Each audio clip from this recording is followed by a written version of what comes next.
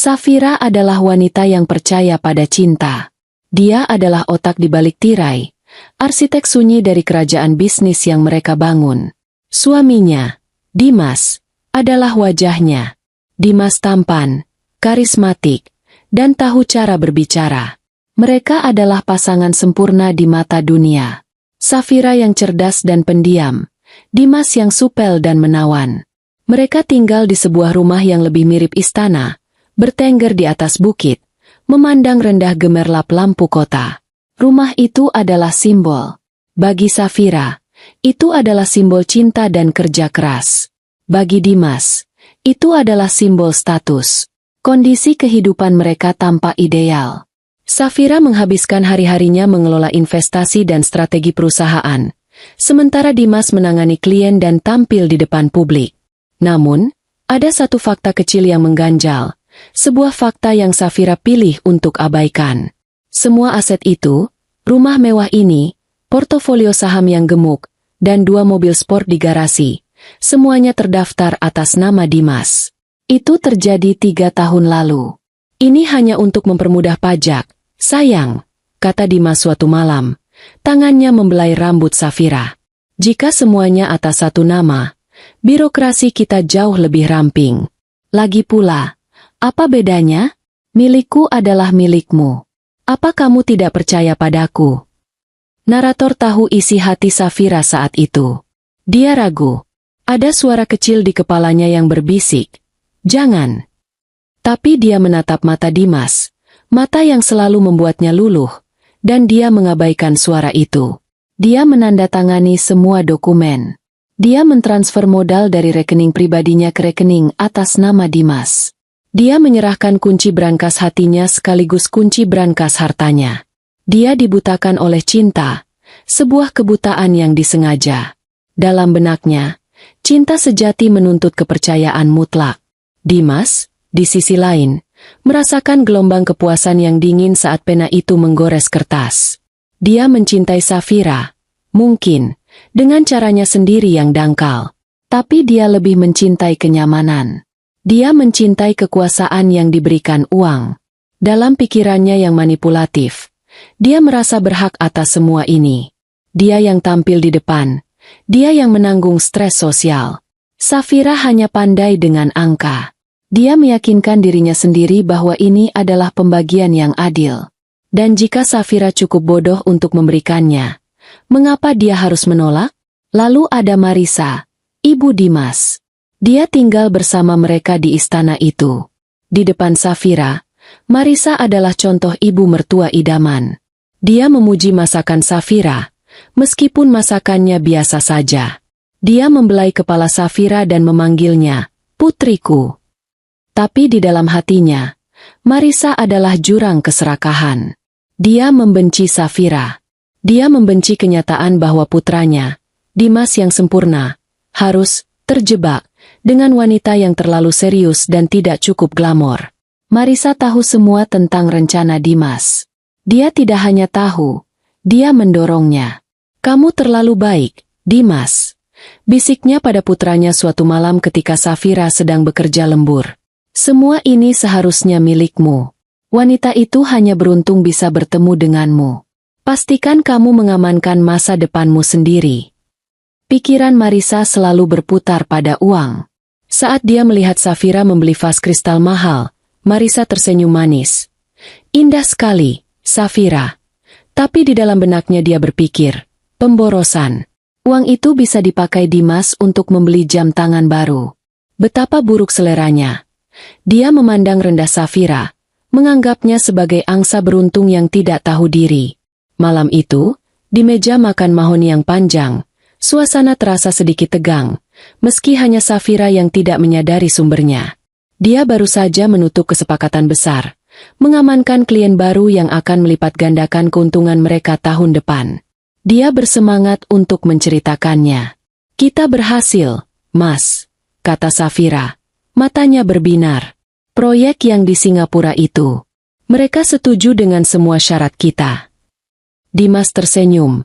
Senyum yang biasa dia pakai untuk para klien. "Luar biasa. Sayang. Kamu memang hebat." Dia mengangkat gelas anggurnya.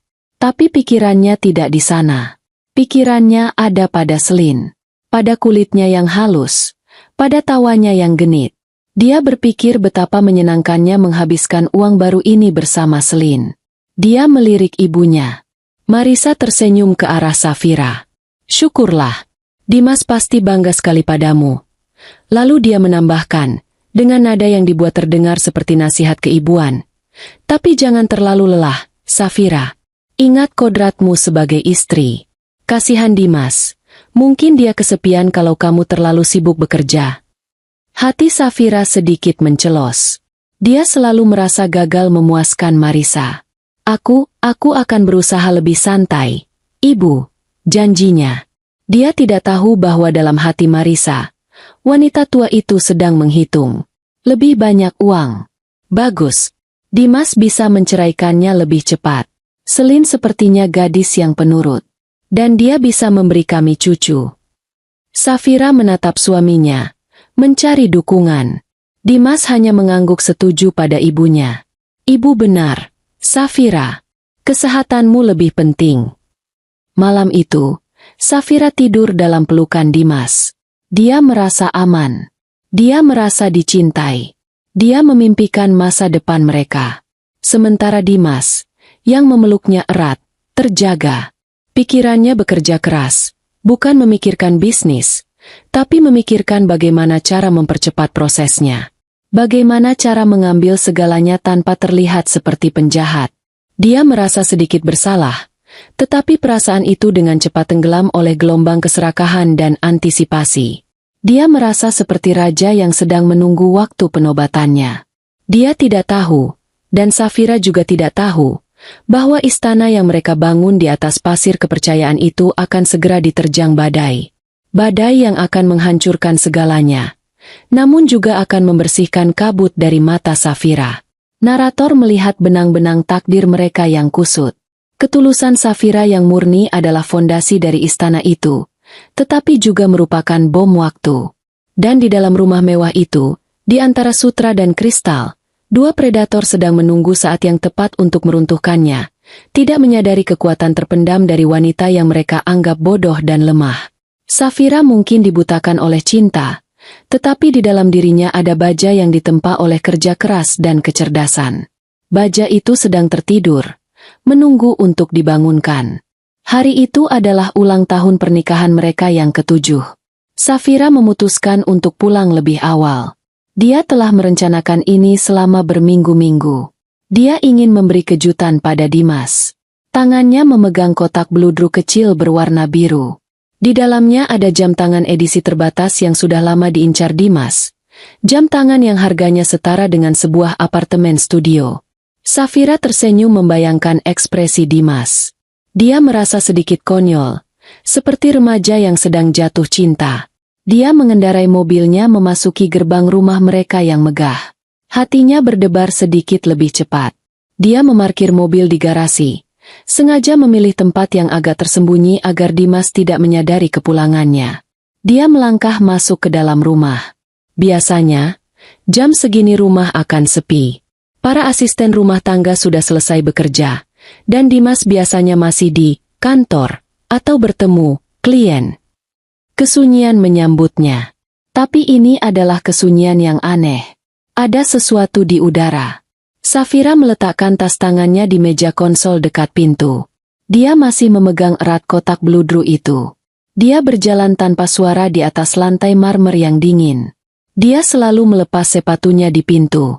Dia menuju ruang tamu utama. Dia pikir mungkin Dimas juga pulang cepat dan sedang bersantai.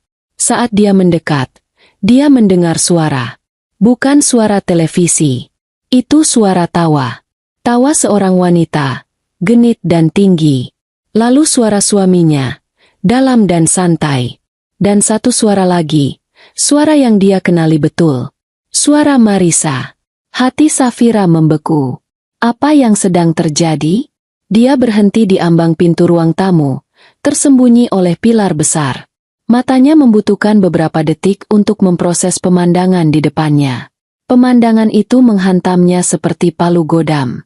Di atas sofa bludru mahal yang dia pilih sendiri, Suaminya, Dimas, sedang duduk. Dia tidak sendirian.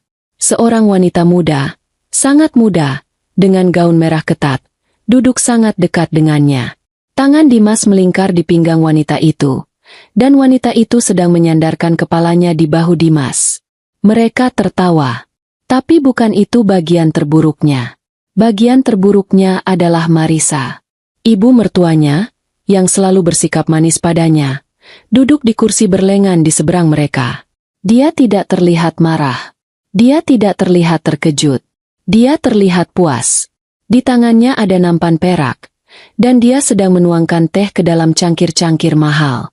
Dia tampak seperti seorang ratu yang sedang menjamu tamu kehormatan. "Minumlah, Selin," kata Marisa. Suaranya terdengar ramah. "Kamu harus menjaga kesehatanmu. Demi cucu ibu." Selin tertawa lagi. "Tentu, Bu. Ibu baik sekali." Dia melirik Dimas. "Lihat, Mas. Ibumu lebih menyayangiku daripada istrimu yang kaku itu." Dimas terkekeh. "Dia hanya menyayangiku. Dan dia tahu apa yang terbaik untukku." Safira merasa tidak bisa bernapas. Telinganya berdenging. "Cucu. Istri kaku?" Dunia di sekelilingnya mulai miring. Kotak bludru di tangannya terasa sangat berat. Dia pasti mengeluarkan suara. Mungkin isakan tertahan. Mungkin langkahnya goyah. Karena tiba-tiba, ketiga pasang mata itu menoleh ke arahnya. Keheningan pecah. Ekspresi Dimas berubah dari santai menjadi jengkel. Bukan rasa bersalah, tapi jengkel. Seolah-olah Safira telah mengganggu pestanya. Selin menatapnya dari atas ke bawah. Bibirnya melengkung membentuk senyum mengejek. Dalam pikiran Selin, inilah wanita tua yang harus dia singkirkan. Dia mengamati pakaian kerja Safira yang konservatif dan mencibir dalam hati. Tidak heran Dimas bosan. Tapi tatapan Marisa adalah yang paling mematikan. Semua kepura-puraan manis yang selama ini dia tunjukkan lenyap, digantikan oleh kebencian dan kemenangan yang murni. Wanita tua itu bangkit perlahan, meletakkan teko tehnya dengan gerakan yang disengaja. "Safira," kata Marisa. Suaranya dingin dan tajam. "Tidak ada lagi panggilan, putriku. Kamu pulang cepat." Safira tidak bisa berbicara. Bibirnya bergetar. Dia menatap Dimas. Matanya memohon penjelasan. Memohon agar ini semua hanya salah paham. Dimas menghela napas. Dia melepaskan tangannya dari Selin, tapi tidak menjauh. Dia bersandar di sofa, tampak bosan. "Ya, Safira. Seperti yang kamu lihat. Ada baiknya kamu tahu sekarang." "Tahu apa?" Batin Safira menjerit. Marisa melangkah maju, mengambil alih situasi. Dia jelas telah mempersiapkan pidato ini. "Safira, kenalkan Selin." Dia menunjuk wanita muda itu dengan dagunya. Dia sedang mengandung anak Dimas. Penerus keluarga ini. Setiap kata adalah belati yang menusuk langsung ke jantung Safira. Anak. Sesuatu yang selama ini mereka coba dan belum berhasil. Sesuatu yang Marisa selalu sindir padanya. "Sebaiknya kamu berkemas," lanjut Marisa. Suaranya tanpa emosi. "Rumah ini milik putraku. Semua perusahaan ini milik putraku. Kamu tidak punya apa-apa di sini." Pikiran Safira berputar. Dia teringat dokumen-dokumen yang dia tanda tangani. Dia teringat bujukan Dimas. "Milikku adalah milikmu." Kebohongan. Semua itu kebohongan. Dia menatap Dimas lagi. "Dimas?" Suaranya nyaris tak terdengar. Apa ini benar?" Dimas akhirnya menatapnya. Matanya dingin, tanpa cinta, tanpa penyesalan. Hanya ada kelegaan yang mengerikan. "Ibu benar, Safira. Sudah waktunya kita move on. Aku dan Selin akan menikah setelah perceraian kita selesai. Tapi, asetnya itu uangku."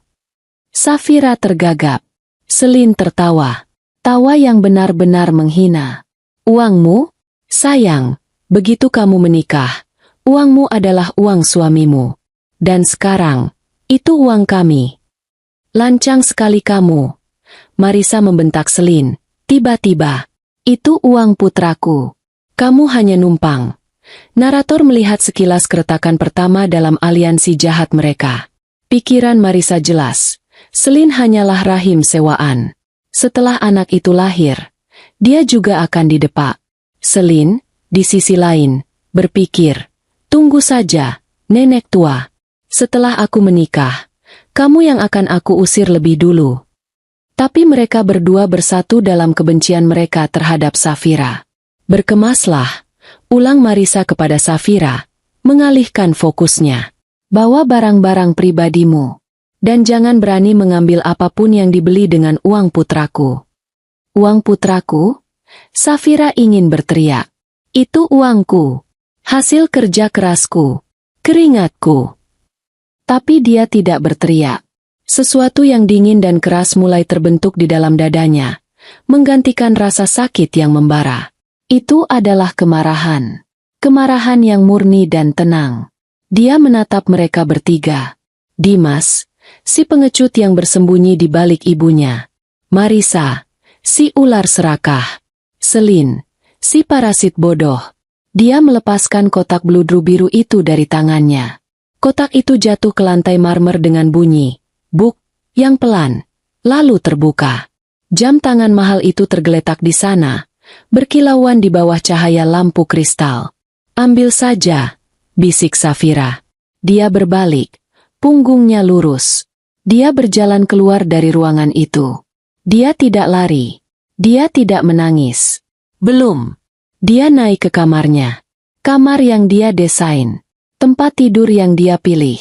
Dia membuka lemari pakaian yang penuh dengan pakaian mahal. Dia mengabaikannya. Dia mengambil satu tas tangan kecil. Dia memasukkan dompetnya, ponselnya, dan paspornya. Hanya itu. Dia berjalan menuruni tangga. Mereka bertiga masih di ruang tamu, sudah kembali mengobrol. Seolah-olah dia hanyalah gangguan kecil yang baru saja berlalu. Mereka bahkan tidak menatapnya saat dia berjalan ke pintu depan. Tapi saat Safira membuka pintu, Marisa memanggil, "Oh, Safira, mobilmu." Dia merujuk pada sedan mewah yang biasa dipakai Safira. Itu juga atas nama Dimas. "Tinggalkan kuncinya di meja."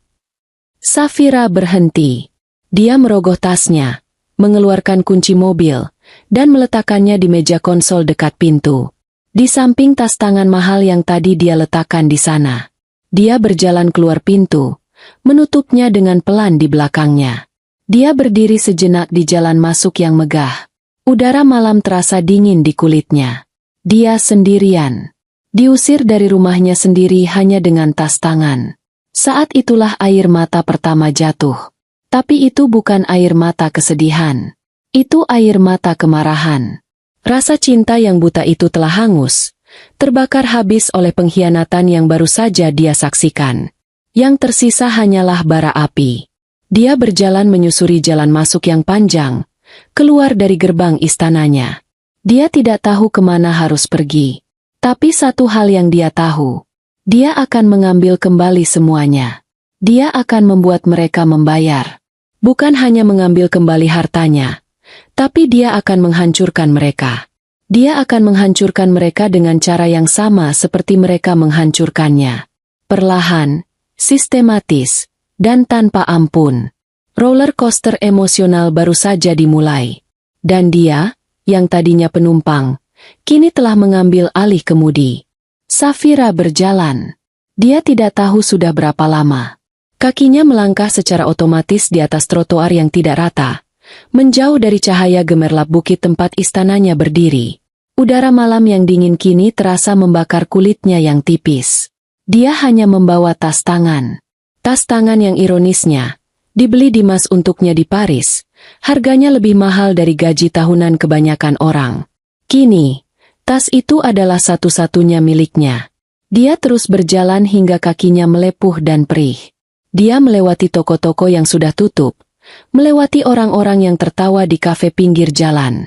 Dia adalah hantu di tengah kota yang hidup. Setiap tawa terdengar seperti ejekan. Setiap pasangan yang bergandengan tangan terasa seperti tamparan. Akhirnya, dia berhenti di depan sebuah hotel. Bukan hotel bintang 5 yang biasa dia kunjungi. Ini hotel bisnis yang bersih, fungsional, dan anonim. Dia masuk ke lobi yang temaram. Resepsionis menatapnya sedikit aneh. Seorang wanita dengan pakaian desainer yang kusut, mata memerah, tanpa koper, check-in sendirian di tengah malam. Safira menggunakan kartu kredit pribadi atas nama gadisnya, rekening kecil yang dia simpan untuk uang jajan, dan tidak pernah dia tautkan ke bisnis bersama Dimas. Uang di dalamnya tidak seberapa, tapi cukup untuk beberapa malam. Dia mendapatkan kunci kartu dan naik ke kamar. Nomor 714. Kamarnya steril. Bau pembersih dan pendingin udara. Tempat tidur yang kaku. Sprei putih yang terlalu berkanji. Dia mengunci pintu. Dia bersandar di pintu itu. Dan akhirnya, cangkang yang menahannya retak. Itu bukan tangisan yang keras. Itu adalah kehancuran yang sunyi. Tubuhnya luruh ke lantai. Tas tangan mahalnya jatuh di sampingnya. Dia memeluk lututnya. Dan isak tangis yang selama ini dia tahan akhirnya meledak. Ini adalah tangisan untuk 7 tahun hidupnya. 7 tahun kepercayaan, cinta, dan kerja keras yang baru saja dibuang seperti sampah. Dia teringat saat pertama kali bertemu Dimas. Dia seorang analis keuangan yang brilian tapi canggung secara sosial. Dimas adalah manajer pemasaran yang menawan, yang melihat potensinya. Atau begitulah yang dia pikirkan. Sekarang dia bertanya-tanya, apakah Dimas melihat potensinya, atau melihat dompetnya? Dia teringat malam-malam tanpa tidur saat dia menyusun rencana bisnis pertama mereka. Dia teringat saat dia meyakinkan investor, menggunakan logikanya yang tajam, sementara Dimas berdiri di sampingnya, tersenyum dan mengangguk. Dia teringat saat dia mentransfer tabungan hidupnya sebagai modal awal. Kita adalah tim, sayang, bisik Dimas malam itu. Selamanya. Selamanya. Kata itu kini terasa seperti asam di lidahnya. Dia menangis untuk kebodohannya. Dia, wanita yang bisa memprediksi pergerakan pasar saham, tidak bisa melihat pengkhianat yang tidur di sampingnya setiap malam. Dia marah pada dirinya sendiri. Dia marah pada Marisa, wanita yang dia coba sayangi seperti ibunya sendiri. Pikiran Safira melayang ke Marisa. Dia tahu. Selama ini dia tahu. Dia bahkan mungkin merencanakannya. Senyum manis Marisa, nasihat keibuannya, semua itu topeng. Di balik topeng itu ada iblis yang serakah. Dan Selin, gadis muda itu. Dia bahkan tidak penting. Dia hanya alat, pion dalam permainan kotor mereka. Tapi rasa sakitnya tetap ada. Gambaran mereka di sofa, keintiman mereka, kepuasan di wajah mereka, terpatri di otaknya. Dia menangis berjam-jam di lantai kamar hotel yang dingin. Dia menangis sampai tenggorokannya kering dan matanya bengkak. Dia menangis sampai tidak ada lagi air mata yang tersisa. Yang ada hanya kehampaan yang dingin dan menakutkan. Malam berganti menjadi pagi. Cahaya abu-abu menyusup melalui celah tirai. Safira masih di lantai. Tubuhnya sakit, tapi pikirannya jernih. Kejernihan yang menakutkan. Lahir dari kehancuran total. Dia bangkit. Dia berjalan ke kamar mandi. Dia menatap cermin. Wanita di cermin itu adalah orang asing. Matanya bengkak. Rambutnya berantakan. Wajahnya pucat pasi. Dia terlihat kalah. Dia terlihat lemah. Safira menatap mata wanita itu. Kamu membiarkan mereka melakukan ini padamu. Bisiknya pada bayangannya. Kamu membiarkan cinta membuatmu buta dan bodoh. Dia membuka keran dan membasuh wajahnya dengan air dingin. Lagi dan lagi. Dia menggosok wajahnya sampai kulitnya memerah. Dia ingin menghapus jejak wanita lemah itu. Tidak lagi, katanya dengan suara serak. Dia kembali ke kamar, mengambil ponselnya. Dia tidak menelepon temannya. Dia tidak menelepon keluarganya. Menangis dan mengeluh tidak akan mengembalikan apapun. Dia butuh senjata. Jarinya berhenti pada satu nama di kontaknya. Raditya. Raditya adalah teman lamanya dari universitas. Seorang jenius hukum yang sinis dan brilian. Mereka dulu sering berdebat tentang filosofi dan hukum. Raditya adalah pria yang memandang dunia apa adanya, tanpa ilusi. Beberapa tahun lalu, Raditya ingin membuka firma hukumnya sendiri. Dia kekurangan modal. Safira, yang melihat potensinya, memberinya pinjaman pribadi yang cukup besar. Tanpa bunga. Anggap saja investasi pada orang baik, katanya saat itu. Raditya membayar kembali setiap sen dalam 2 tahun. Dia tidak pernah melupakan kebaikan itu. Aku berhutang padamu, Saf, katanya. Bukan hanya uang. Kamu percaya padaku saat tidak ada yang percaya. Sekarang, Safira akan menagih utang itu. Dia menelepon. Telepon berdering 2 kali. Halo? Suara Raditya terdengar serak. Jelas baru bangun. Radit, ini aku, Safira, katanya. Suaranya datar, tanpa emosi. Keheningan sejenak. Saf, ada apa? Kamu terdengar aneh. Aku butuh bantuanmu. Ini bukan bantuan pertemanan. Ini bantuan profesional. Aku akan membayarmu. Jangan bicara omong kosong tentang bayaran. Kamu di mana? Apa yang terjadi? Dalam pikiran Raditya, berbagai skenario buruk bermunculan. Safira tidak pernah menelepon sepagi ini. Tidak pernah dengan nada seperti itu. Aku akan kirim lokasi. Temui aku dalam 1 jam. Bawa laptopmu. Dan jangan katakan pada siapapun kamu bertemu denganku. Maksudku, siapapun. Safira menutup telepon sebelum Raditya bisa bertanya lagi. Dia mengirimkan lokasi kedai kopi kecil di seberang hotel. 1 jam kemudian, Safira duduk di sudut kedai kopi yang sepi. Dia sudah berganti pakaian. Dia mampir ke toko 24 jam dan membeli kaos oblong hitam polos dan celana jeans murah. Dia terlihat berbeda. Lebih keras. Dia memesan kopi hitam. Pahit. Raditya masuk. Dia seorang pria yang rapi, bahkan di pagi buta. Matanya yang tajam langsung memindai ruangan dan menemukan Safira. Dia terkejut. Wanita di depannya bukanlah Safira yang dia kenal. Safira yang glamor, istri dari Dimas yang sukses, telah lenyap. Ini adalah seorang prajurit. Saf, ya Tuhan, apa yang terjadi? Dia duduk di depannya, nadanya mendesak. Safira menyesap kopinya. Dimas berselingkuh. Raditya mengumpat pelan. Brengsek.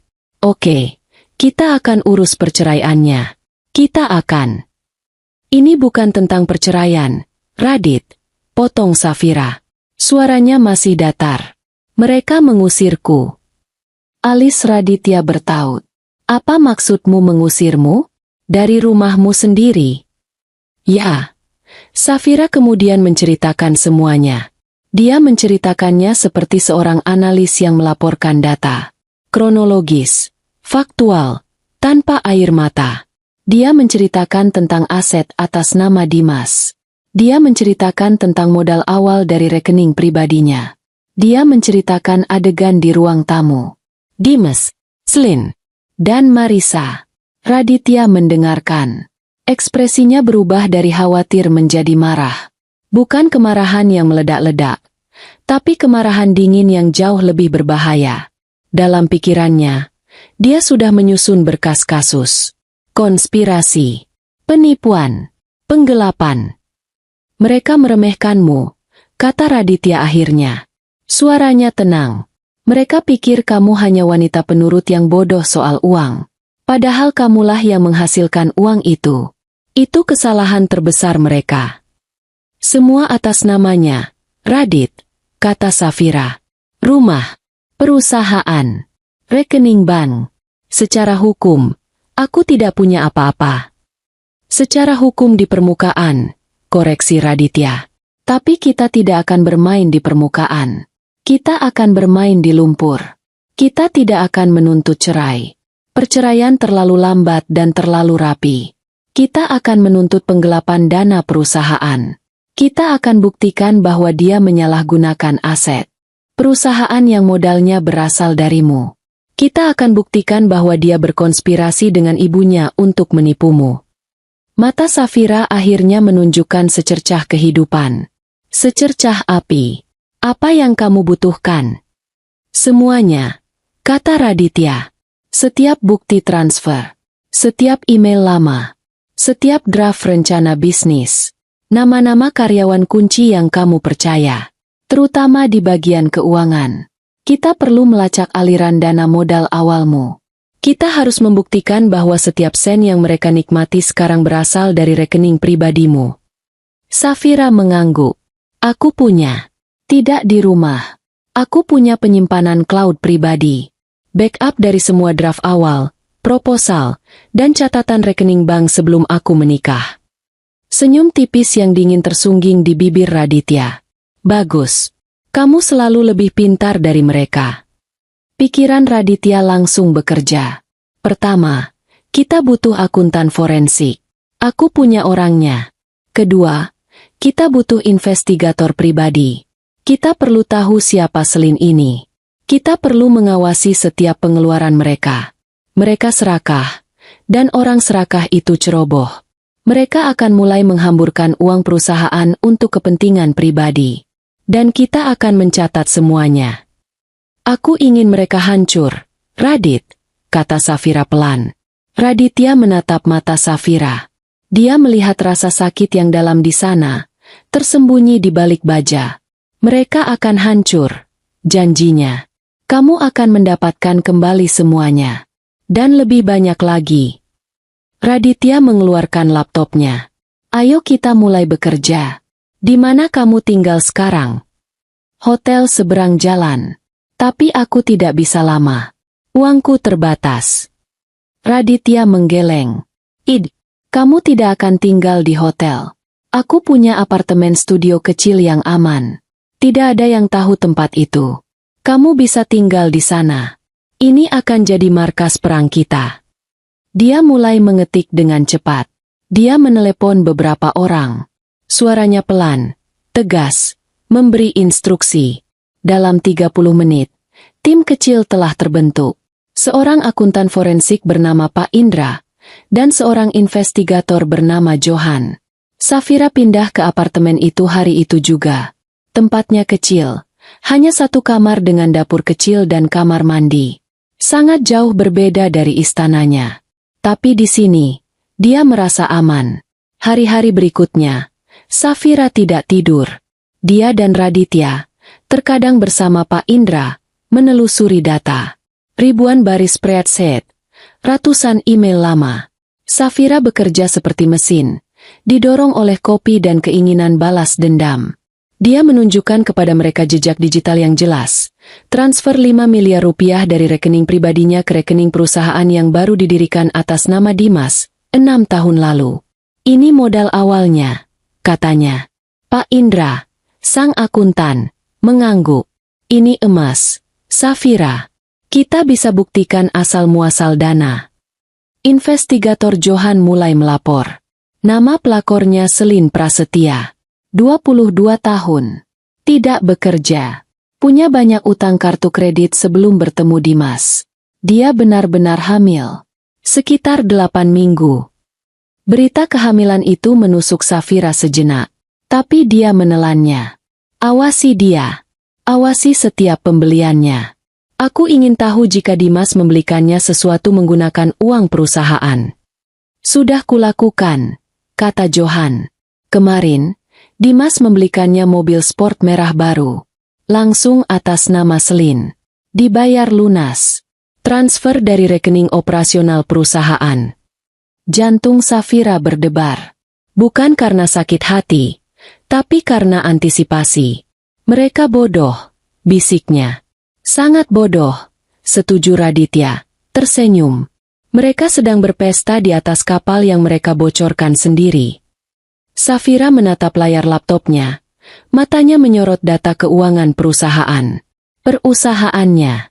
Dia, yang membangunnya, sekarang akan meruntuhkannya untuk membersihkan para tikus. Teruskan, kata Safira pada Johan. Catat semuanya. Setiap makan malam mewah. Setiap perhiasan. Setiap tagihan spa. Aku ingin mereka terkubur dalam tanda terima mereka sendiri. Pedang itu sedang diasah. Dalam diam, dalam bayang-bayang, di sebuah apartemen studio sempit. Dan di atas bukit, di Istana Cahaya, para tikus tidak menyadari apa-apa. Mereka terlalu sibuk berpesta. Keesokan paginya di istana, matahari bersinar lebih terang dari biasanya.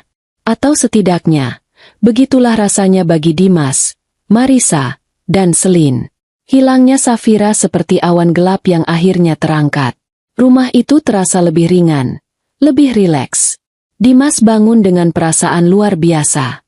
Dia berguling di tempat tidur dan memeluk Selin. Kulitnya hangat dan muda. Inilah hidup, pikirnya dalam hati. Dia merasa seperti seorang raja yang akhirnya merebut kembali tahtanya. Dia tidak merasa bersalah. Mungkin sedikit jengkel karena drama tadi malam. Tapi bukan rasa bersalah. Safira, dalam benaknya, telah menjadi beban. Dia terlalu serius, terlalu fokus pada pekerjaan, terlalu kaku. Dia mengingatkan Dimas pada tenggat waktu dan tanggung jawab. Selin mengingatkannya pada kesenangan. Safira akan baik-baik saja. Dia meyakinkan dirinya sendiri. Dia wanita cerdas. Dia bisa cari kerja lagi. Dia dengan mudah melupakan bahwa pekerjaan yang dia maksud adalah perusahaan yang Safira bangun dari nol. Bagi Dimas, perusahaan itu sekarang adalah miliknya. Tertulis jelas di atas kertas. Dia bangkit dari tempat tidur, mengenakan jubah sutra. Dia berjalan ke balkon besar yang menghadap ke kota. Dia menghirup udara pagi. Semua ini milikku. Perasaan berkuasa itu memabukkan. Di kamar sebelah, Marisa sudah bangun sejak subuh. Dia tidak bisa tidur karena terlalu bersemangat. Dia berjalan menyusuri koridor. Tangannya menyentuh dinding, lukisan, dan vas bunga. Rumahku, pikirnya. Akhirnya, ini benar-benar rumah putraku. Rumahku. Pikirannya langsung beralih ke rencana renovasi. Dia membenci selera Safira yang minimalis dan modern. Terlalu dingin, katanya. Dia ingin sesuatu yang lebih megah. Lebih banyak emas. Lebih banyak bludru. Gorden yang berat dan permadani yang tebal. Dia akan memecat semua asisten rumah tangga yang disukai Safira. Mereka terlalu setia pada wanita itu. Dia akan mempekerjakan orang-orangnya sendiri. Orang-orang yang akan melapor padanya. Dia memasuki ruang makan dan tersenyum. Hari ini, dia akan duduk di kursi kepala meja.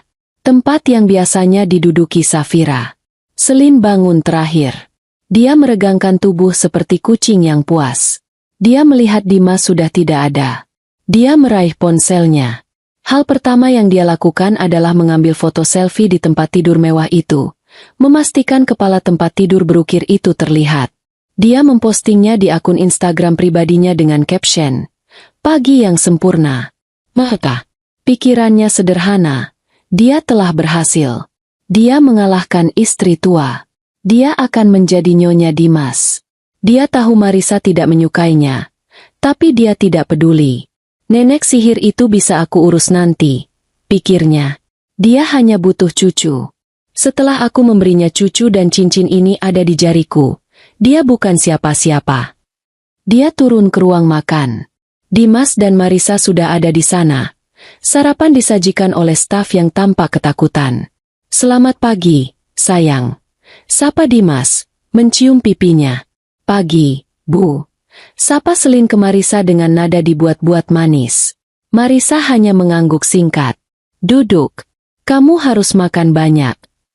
"Aku tidak mau sereal," kata Selin, mendorong mangkuk itu. "Aku mau mobil baru. Yang merah." Dimas tertawa. "Apapun untukmu, sayang. Kita beli hari ini." Marisa mendengus. Boros, pikirnya. Tapi dia diam saja. Biarkan Dimas bersenang-senang. Setelah Selin terikat oleh pernikahan dan anak, aku yang akan mengendalikan keuangannya. Dan begitulah pesta para tikus dimulai. Hari itu juga, Dimas membawa Selin ke dealer mobil mewah. Selin memilih mobil sport konvertible terbaru. Harganya miliaran.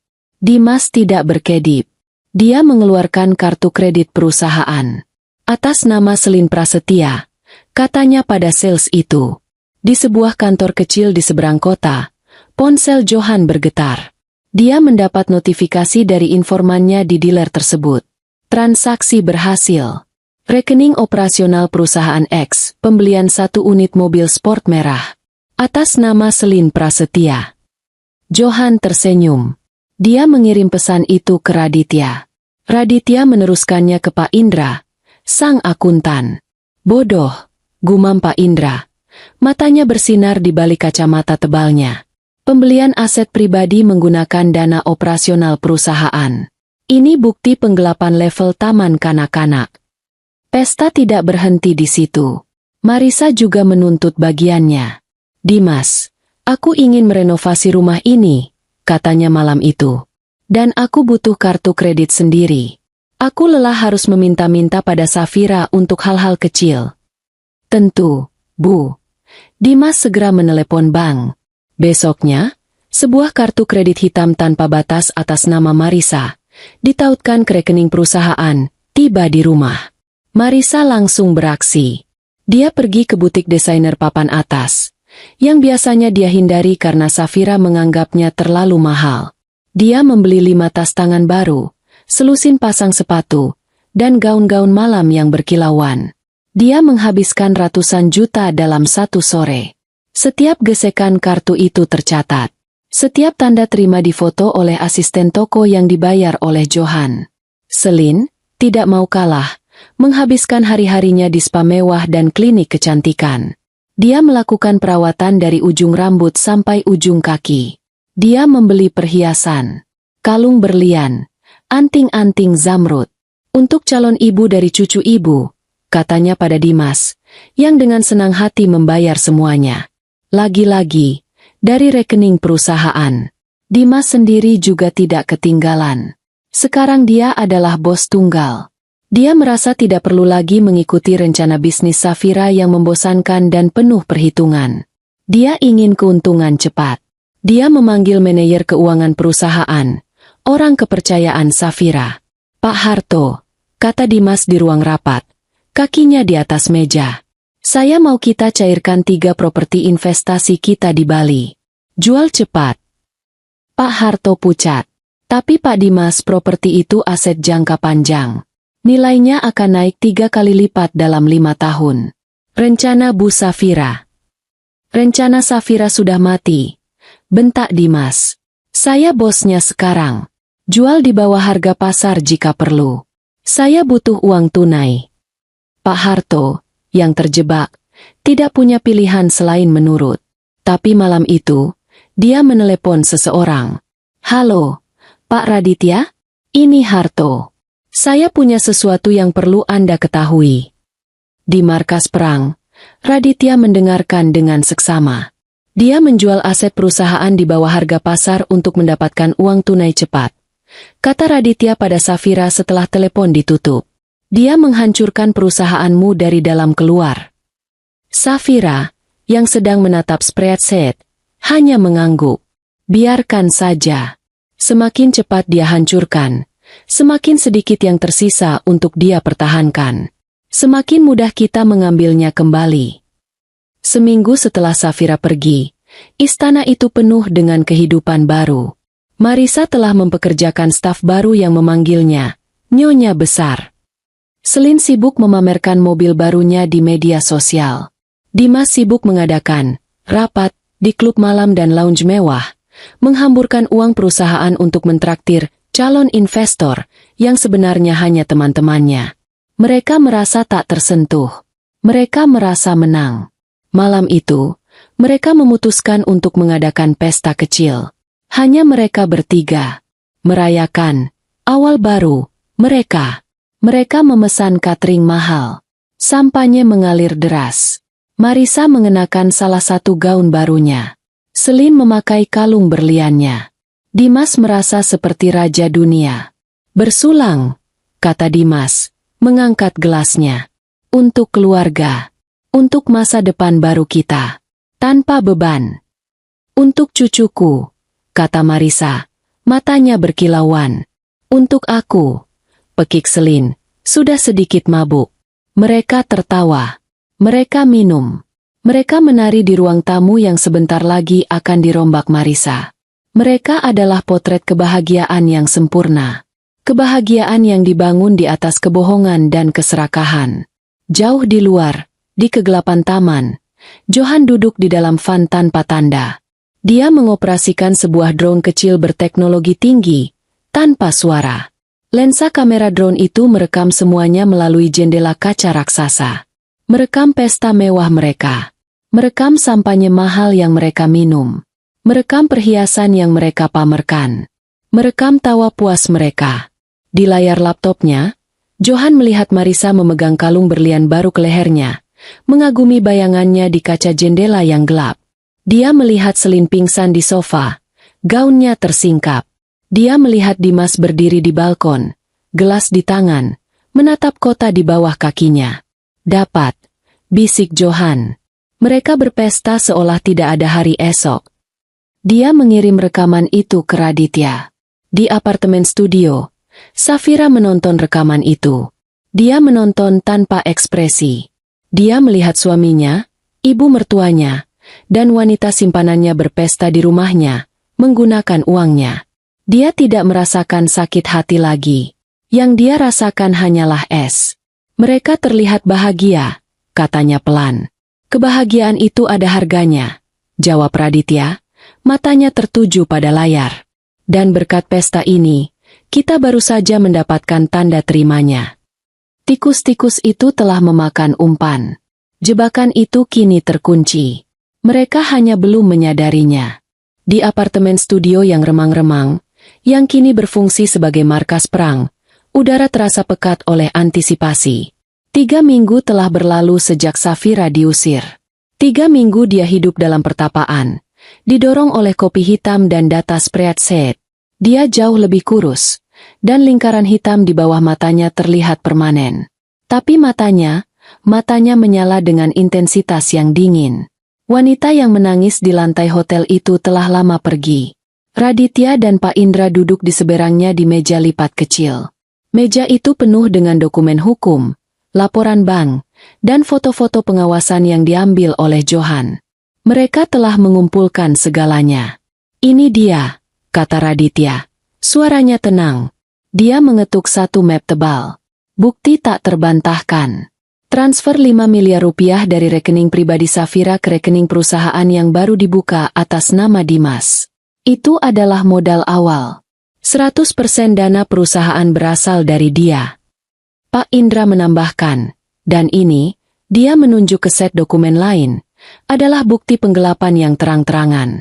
Pembelian mobil sport atas nama Selin Prasetya.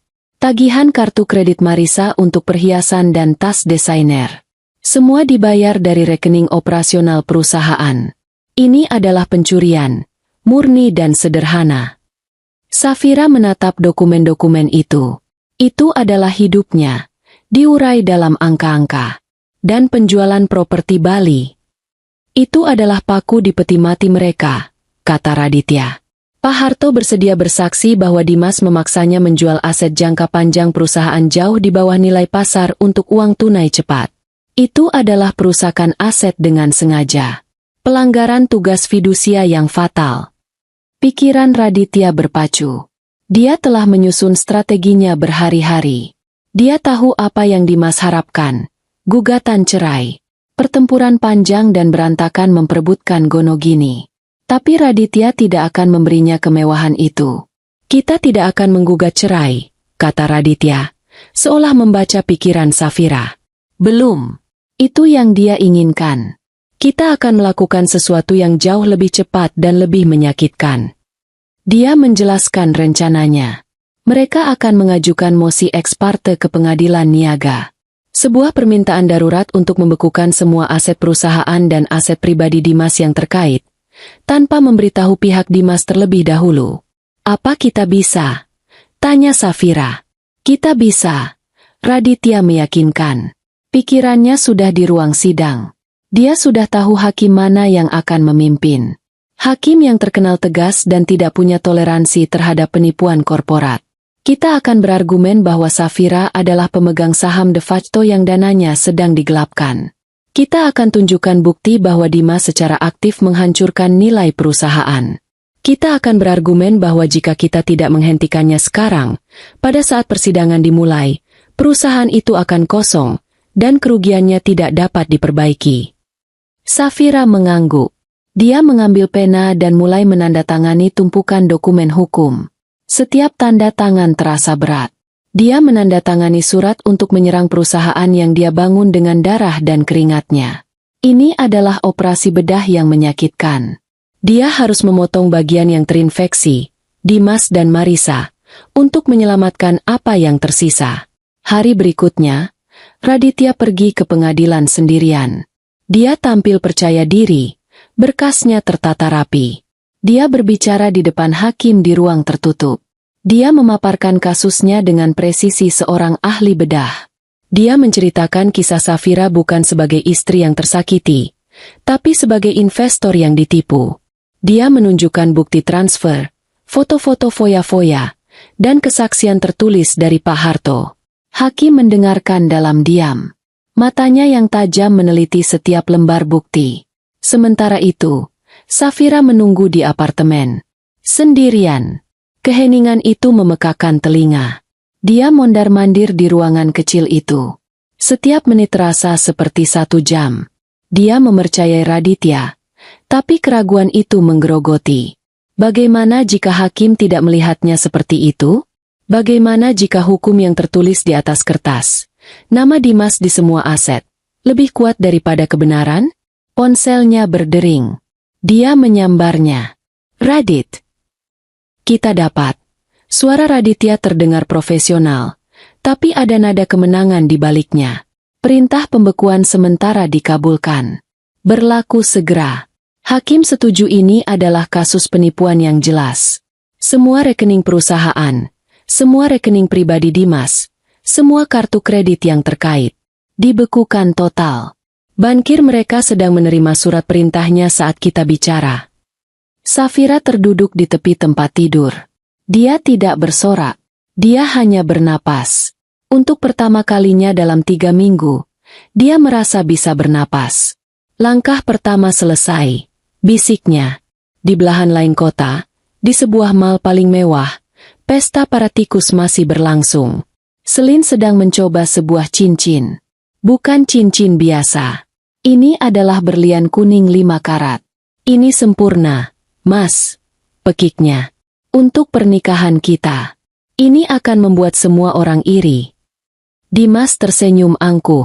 Penjualan properti di Bali telah memberinya suntikan uang tunai yang besar di rekeningnya. Dia merasa tak terkalahkan. Bungkus, katanya kepada Pramuniaga. Pramuniaga itu tersenyum. Pilihan yang luar biasa, Pak. Totalnya 3,5 miliar rupiah. Dimas mengeluarkan kartu kredit hitam perusahaan. Dia menyerahkannya dengan santai. Dalam benaknya, dia sudah memikirkan makan malam mewah yang akan mereka nikmati setelah ini. Pramuniaga menggesek kartu itu. Mesin berbunyi pelan. Matanya sedikit melebar. Maaf, Pak, kartunya ditolak. Senyum Dimas memudar. Apa? Itu tidak mungkin. Coba lagi. Mesinmu mungkin rusak. Tentu, Pak. Pramuniaga itu mencoba lagi. Ditolak. Mungkin Bapak ingin mencoba kartu lain. Wajah Dimas mulai memerah. Beberapa pelanggan lain di toko itu mulai melirik. Selin, yang tadinya berbinar-binar, kini menatapnya dengan curiga. Mas, ada apa? Tanyanya. Suaranya mulai tajam. Tidak ada apa-apa. Geram Dimas. Dia mengeluarkan kartu platinum pribadinya. Kartu yang dia gunakan untuk pengeluaran pribadi, yang juga dialiri dana dari perusahaan. Pakai yang ini. Pramuniaga menggeseknya. Ditolak. Sekarang, keheningan di toko itu terasa berat. Pramuniaga itu tampak malu. Maaf sekali, Pak. Kartu ini juga ditolak. Ini konyol, teriak Dimas. Penghinaan ini tak tertahankan. Dia adalah Dimas, sang raja. Dia tidak mungkin ditolak. Mas, kamu bikin aku malu, desis Selin. Dia melepaskan cincin itu dan melemparnya ke meja kaca. Ayo pergi. Mereka keluar dari toko itu dengan tergesa-gesa. Selin berjalan di depan. Marah. Dimas mengekor di belakang. Wajahnya ungu karena malu dan marah. Pasti ada kesalahan di ban. Geramnya. Begitu masuk ke mobil sport merah Selin, mobil yang dibeli dengan uang perusahaan, Dimas langsung menelepon manajer bank pribadinya. Hendra, apa yang terjadi dengan rekening saya? Semua kartu saya ditolak. Suara di seberang telepon tidak lagi ramah dan penuh hormat seperti biasanya. Suara Hendra dingin dan resmi. Selamat siang, Pak Dimas. Saya baru saja akan menghubungi Anda. Sesuai dengan perintah Pengadilan Niaga nomor 11 PDT Sus 2025, seluruh aset atas nama Anda dan semua perusahaan yang terkait dengan Anda telah dibekukan sementara oleh pengadilan. Dimas merasa darahnya surut dari wajahnya. Apa? Perintah pengadilan? Perintah apa? Atas dasar apa? Gugatan sengketa aset dan tuduhan penggelapan dana, Pak. Diajukan oleh pihak Ibu Safira Anindita. Safira? Dimas berteriak begitu keras hingga Selin tersentak. Wanita itu. Dia tidak punya apa-apa. Beraninya dia. Perintah itu berlaku efektif. Pak. Tidak ada dana yang bisa keluar atau masuk dari rekening Anda sampai ada sidang dengar pendapat. Klik. Telepon ditutup. Dimas mencengkeram kemudi. Tangannya gemetar. Selin menatapnya. Matanya menyipit. Apa yang dia bilang? Apa yang dilakukan istri tuamu itu? Dia membekukan rekeningnya. Gagap Dimas. Dia membekukan semua uang kita. Di saat yang hampir bersamaan, di sebuah spa mewah, Marisa baru saja menyelesaikan perawatan pijat dan lumpur selama 3 jam. Dia merasa segar kembali, siap untuk berbelanja lagi. Dia menyerahkan kartu kredit hitam barunya ke resepsionis. 5 menit kemudian, resepsionis itu kembali dengan wajah meminta maaf. Maaf, Nyonya Marisa, kartu Anda ditolak. Marisa membeku. Apa katamu? Itu kartu baru. Tanpa batas. Sudah kami coba 3 kali. Bu, ditolak. Telepon Marisa berdering. Itu Dimas. Ibu, kartu kreditku diblokir. Safira membekukan semua uang kita. Ada perintah pengadilan. Marisa menjatuhkan teleponnya. Malam itu, di istana, suasananya tidak lagi riang. Lampu kristal terasa redup. 3 orang duduk di ruang tamu dalam keheningan yang mencekam. Selin menangis. Marisa bergumam tentang bagaimana ini tidak mungkin. Dimas mondar-mandir seperti singa dalam kandang. Dia tidak bisa melakukan ini, teriak Marisa. Rumah ini atas nama Dimas. Perusahaan ini atas nama Dimas. Tapi uangnya tidak bisa kita sentuh, Bu. Balas Dimas, panik. Dia sudah mencoba. Dia mencoba mentransfer uang dari hasil penjualan properti Bali. Diblokir. Dia mencoba mengakses rekening pribadinya. Diblokir. Dia mencoba menarik tunai. Diblokir. Mereka adalah miliarder di atas kertas. Tetapi malam itu, mereka tidak punya uang tunai bahkan untuk memesan makanan. Mereka terjebak.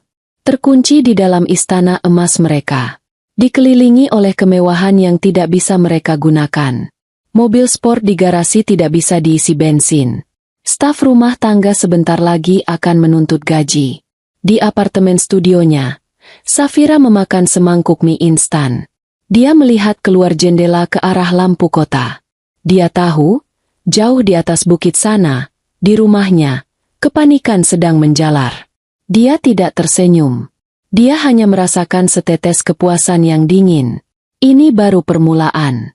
Beberapa hari setelah pembekuan aset, istana di atas bukit itu berubah menjadi panci bertekanan tinggi. Kemewahan yang kemarin mereka nikmati kini menjadi pengingat pahit atas apa yang tidak bisa mereka akses. Marisa, dalam kepanikannya, telah mematikan pendingin udara di sebagian besar rumah untuk menghemat listrik. Udara menjadi pengap dan panas, menambah ketegangan yang sudah ada. Staf rumah tangga yang baru, yang belum dibayar, mulai bekerja setengah hati. Debu mulai terlihat di permukaan marmer. Ketiga konspirator itu kini saling menyalahkan. "Ini semua salahmu," teriak Marisa pada Selin di meja makan.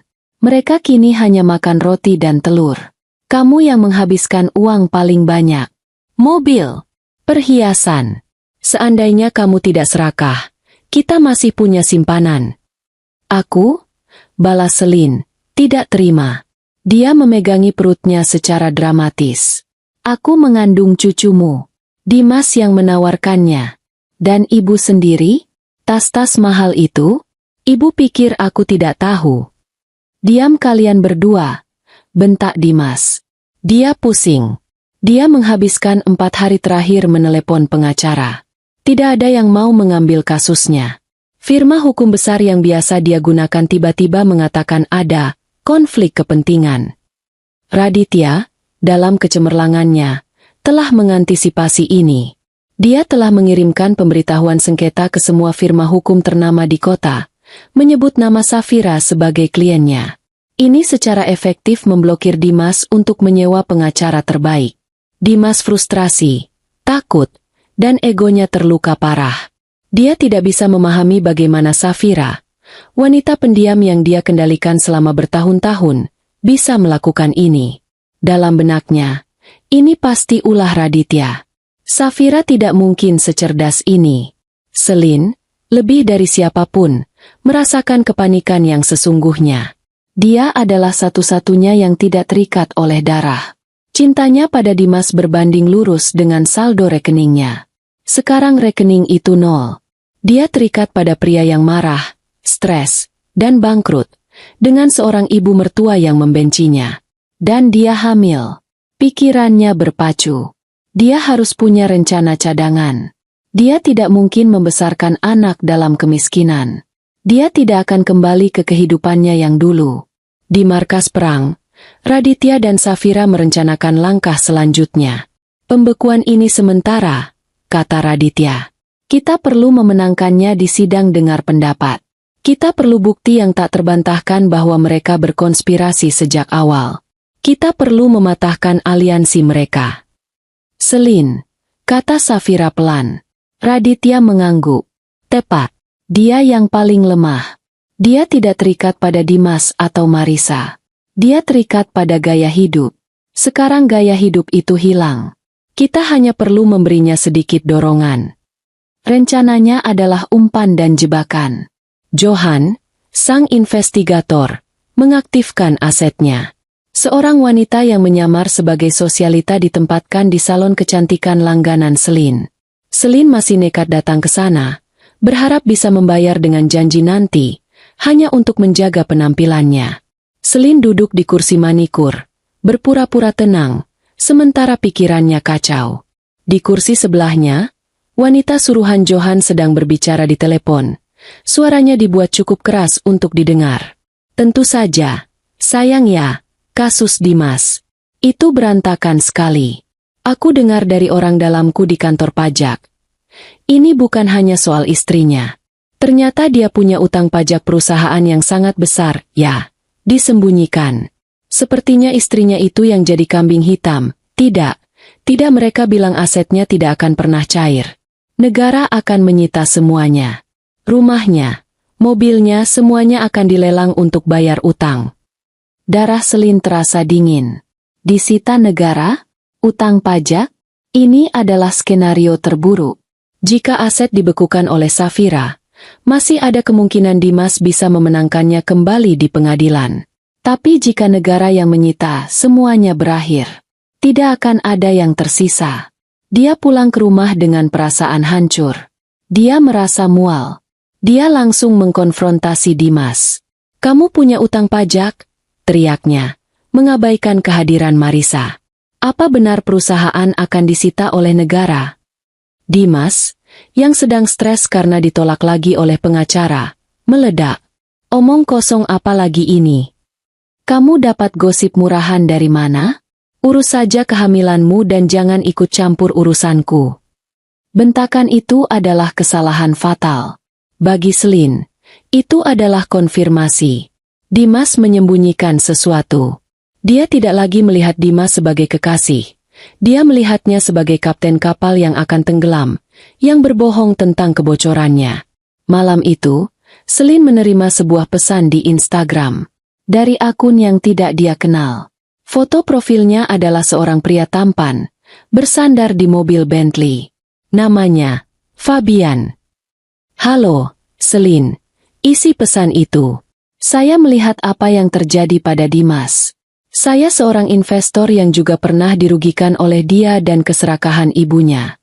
Saya sedang mengumpulkan bukti. Saya dengar Anda terjebak di tengah-tengah. Mungkin kita bisa saling membantu." Jantung Celine berdebar. Seorang investor dirugikan. Kayak dia melihat foto profil itu lagi. Pria itu tampak kuat dan stabil. Kebalikan dari Dimas yang kini menyedihkan. "Mungkin ini jalan keluarku," pikirnya. Dia menunjukkan sisi rapuhnya. "Saya tidak tahu harus berbuat apa. Saya takut. Saya sendirian." Fabian membalas cepat. "Jangan takut. Bagaimana kalau kita bertemu? Bicarakan ini sambil minum kopi. Saya punya cara untuk mengamankan aset. Jika Anda tahu maksud saya. Saya hanya perlu tahu seberapa dalam masalah yang Dimas buat." Mereka setuju bertemu keesokan harinya di lounge sebuah hotel bintang 5. Celine berbohong pada Dimas, mengatakan dia akan pergi ke dokter kandungan untuk memeriksa bayi mereka. Dimas, yang terlalu sibuk dengan masalahnya, hanya mengangguk tanpa peduli. Celine berdandan sebaik mungkin. Dia memakai gaun terbaiknya yang tersisa, berusaha menutupi kenyataan bahwa dia tidak punya uang sepeser pun. Lounge hotel itu mewah dan sepi. Fabian, seorang aktor profesional yang disewa Raditya, sudah menunggunya.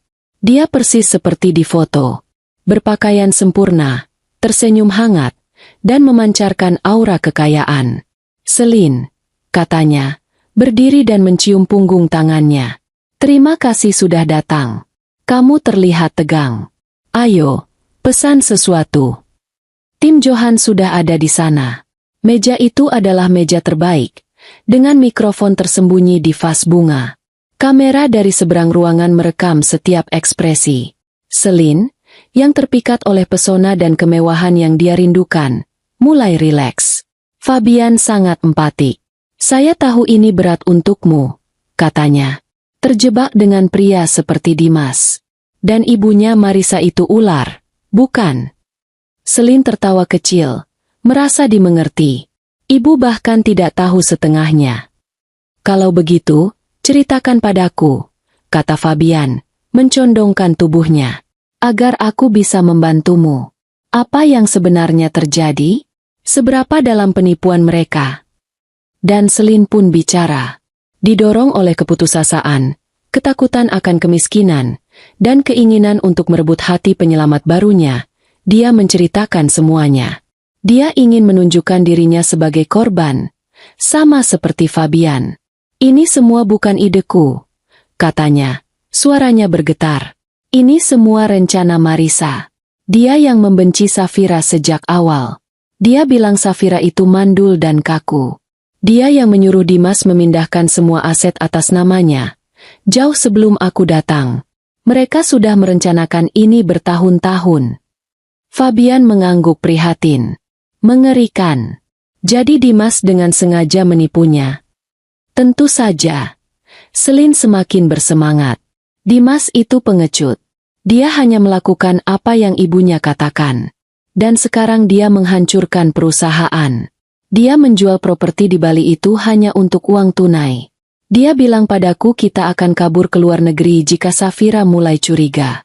Dia takut. Dia pembohong. "Dan kehamilanmu?" tanya Fabian pelan. Celine ragu sejenak. Dia menatap mata Fabian yang tampak simpatik. Dia mengambil keputusan. Ini adalah asuransi saya," bisiknya. Marisa sangat menginginkan cucu. Tapi sejujurnya, dia mencondongkan tubuh lebih dekat. "Saya tidak yakin ingin membesarkan anak dalam kemiskinan. Saya bahkan tidak yakin lupakan. Implikasinya jelas. Kehamilan itu adalah alat tawar. Alat yang kini mungkin tidak berguna. Dia berbohong padaku tentang segalanya. lanjut Selin. Air matanya mulai menggenang. Dia bilang dia kaya raya. Sekarang dia bahkan tidak bisa membayar tagihan listrik. Dan dia berbohong tentang utang pajak itu. Aku yakin. Dia terus berbicara selama 1 jam. Dia membocorkan setiap rahasia kotor. Setiap percakapan licik antara dia, Dimas, dan Marisa. Setiap rencana mereka untuk menguras perusahaan. Setiap hinaan yang mereka lontarkan pada Safira. Dia menceritakan semuanya. Berpikir dia sedang melamar kehidupan baru yang lebih baik. Di apartemen studio, Safira dan Raditya mendengarkan rekaman itu melalui earphone. Setiap kata yang keluar dari mulut Selin adalah paku yang ditancapkan ke peti mati Dimas dan Marisa. Safira duduk diam, wajahnya tanpa ekspresi. Dia mendengarkan konfirmasi dari setiap pengkhianatan, setiap kebohongan, setiap rencana busuk. Dia mendengar bagaimana mereka menertawakan kebodohannya.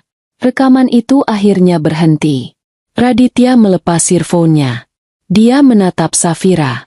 Kita dapatkan semuanya, katanya pelan. Ini bukan hanya bukti. Ini adalah pengakuan konspirasi penuh. Ini skakmat. Safira menutup matanya. Dia tidak merasa menang. Dia merasa kosong. Muak. Rasa sakit itu begitu dalam hingga sudah mati rasa. Bagus. Bisiknya. Sekarang. Hancurkan mereka. Ruang sidang pengadilan niaga itu dingin dan kedap suara. Udaranya pengap. Berbau karpet tua dan kertas-kertas hukum. Ini bukan ruang sidang pidana yang besar. Tapi ruangan yang lebih kecil dan fungsional. Dirancang untuk efisiensi, bukan drama. Namun hari itu, drama adalah satu-satunya menu. Di satu sisi, duduklah Dimas dan Marisa. Mereka telah tiba lebih dulu, mencoba memproyeksikan citra kepercayaan diri yang gagal total. Dimas, yang biasanya rapi dalam setelan mahal, kini mengenakan kemeja yang sedikit kusut di bawah jas yang tampak muram. Dia tidak bisa mengakses binatu langganannya. Wajahnya tegang, rahangnya mengatup, dan kakinya tidak bisa berhenti mengetuk-ngetuk lantai. Dalam benaknya, ini semua adalah lelucon.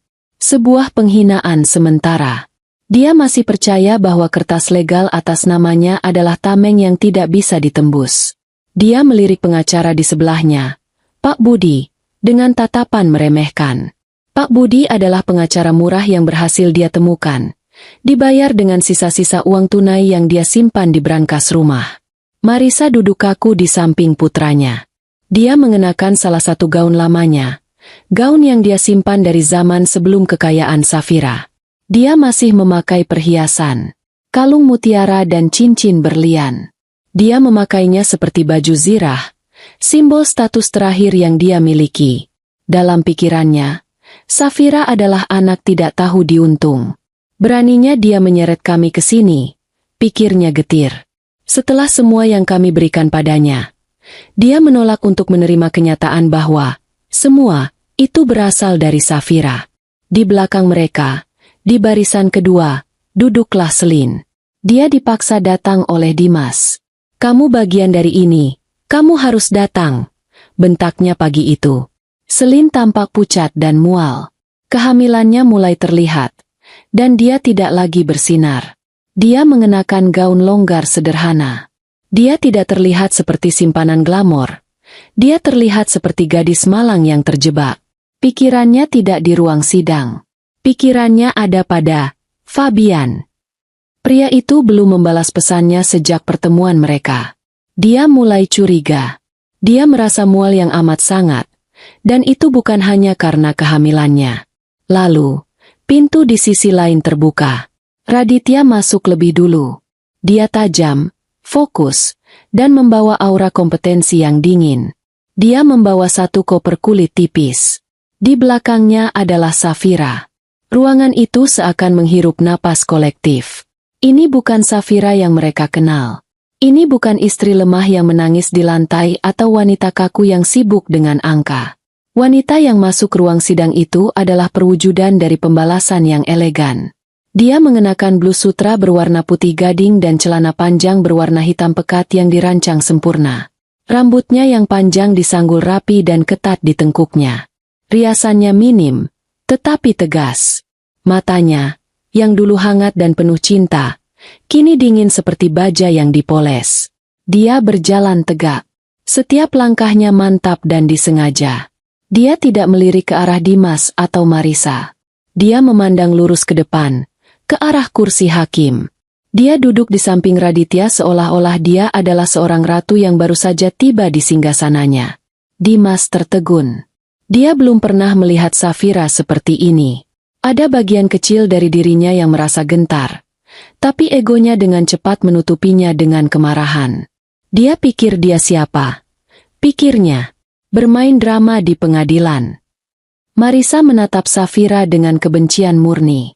Pelacur, pikirnya. Dia terlihat seperti pelacur sombong. Hakim, seorang pria paruh baya dengan kacamata tebal dan ekspresi lelah, masuk. Semua orang berdiri. Silakan duduk. Dia mengetuk palu. Ini adalah sidang dengar pendapat atas mosi pembekuan aset dalam kasus sengketa Anindita melawan Utama. Pihak pemohon, silakan. Raditya berdiri. Terima kasih, Yang Mulia. Tunggu. Pak Budi, pengacara Dimas, melompat berdiri. Dia tampak gugup. Yang Mulia, ini adalah taktik kotor. Ini murni sengketa rumah tangga, perceraian yang berantakan. Pihak penggugat, Ibu Safira, hanya seorang istri yang cemburu dan ingin balas dendam. Dia menyalahgunakan sistem pengadilan niaga untuk membekukan aset suaminya yang sah. Kami punya buktinya. Hakim menatap Pak Budi. Bukti apa yang Anda maksud, pengacara? Ini. Pak Budi mengangkat salinan sertifikat rumah dan akta perusahaan. Semua aset rumah, perusahaan 100% terdaftar atas nama klien saya, Bapak Dimas Utama. Sah secara hukum. Ini adalah miliknya.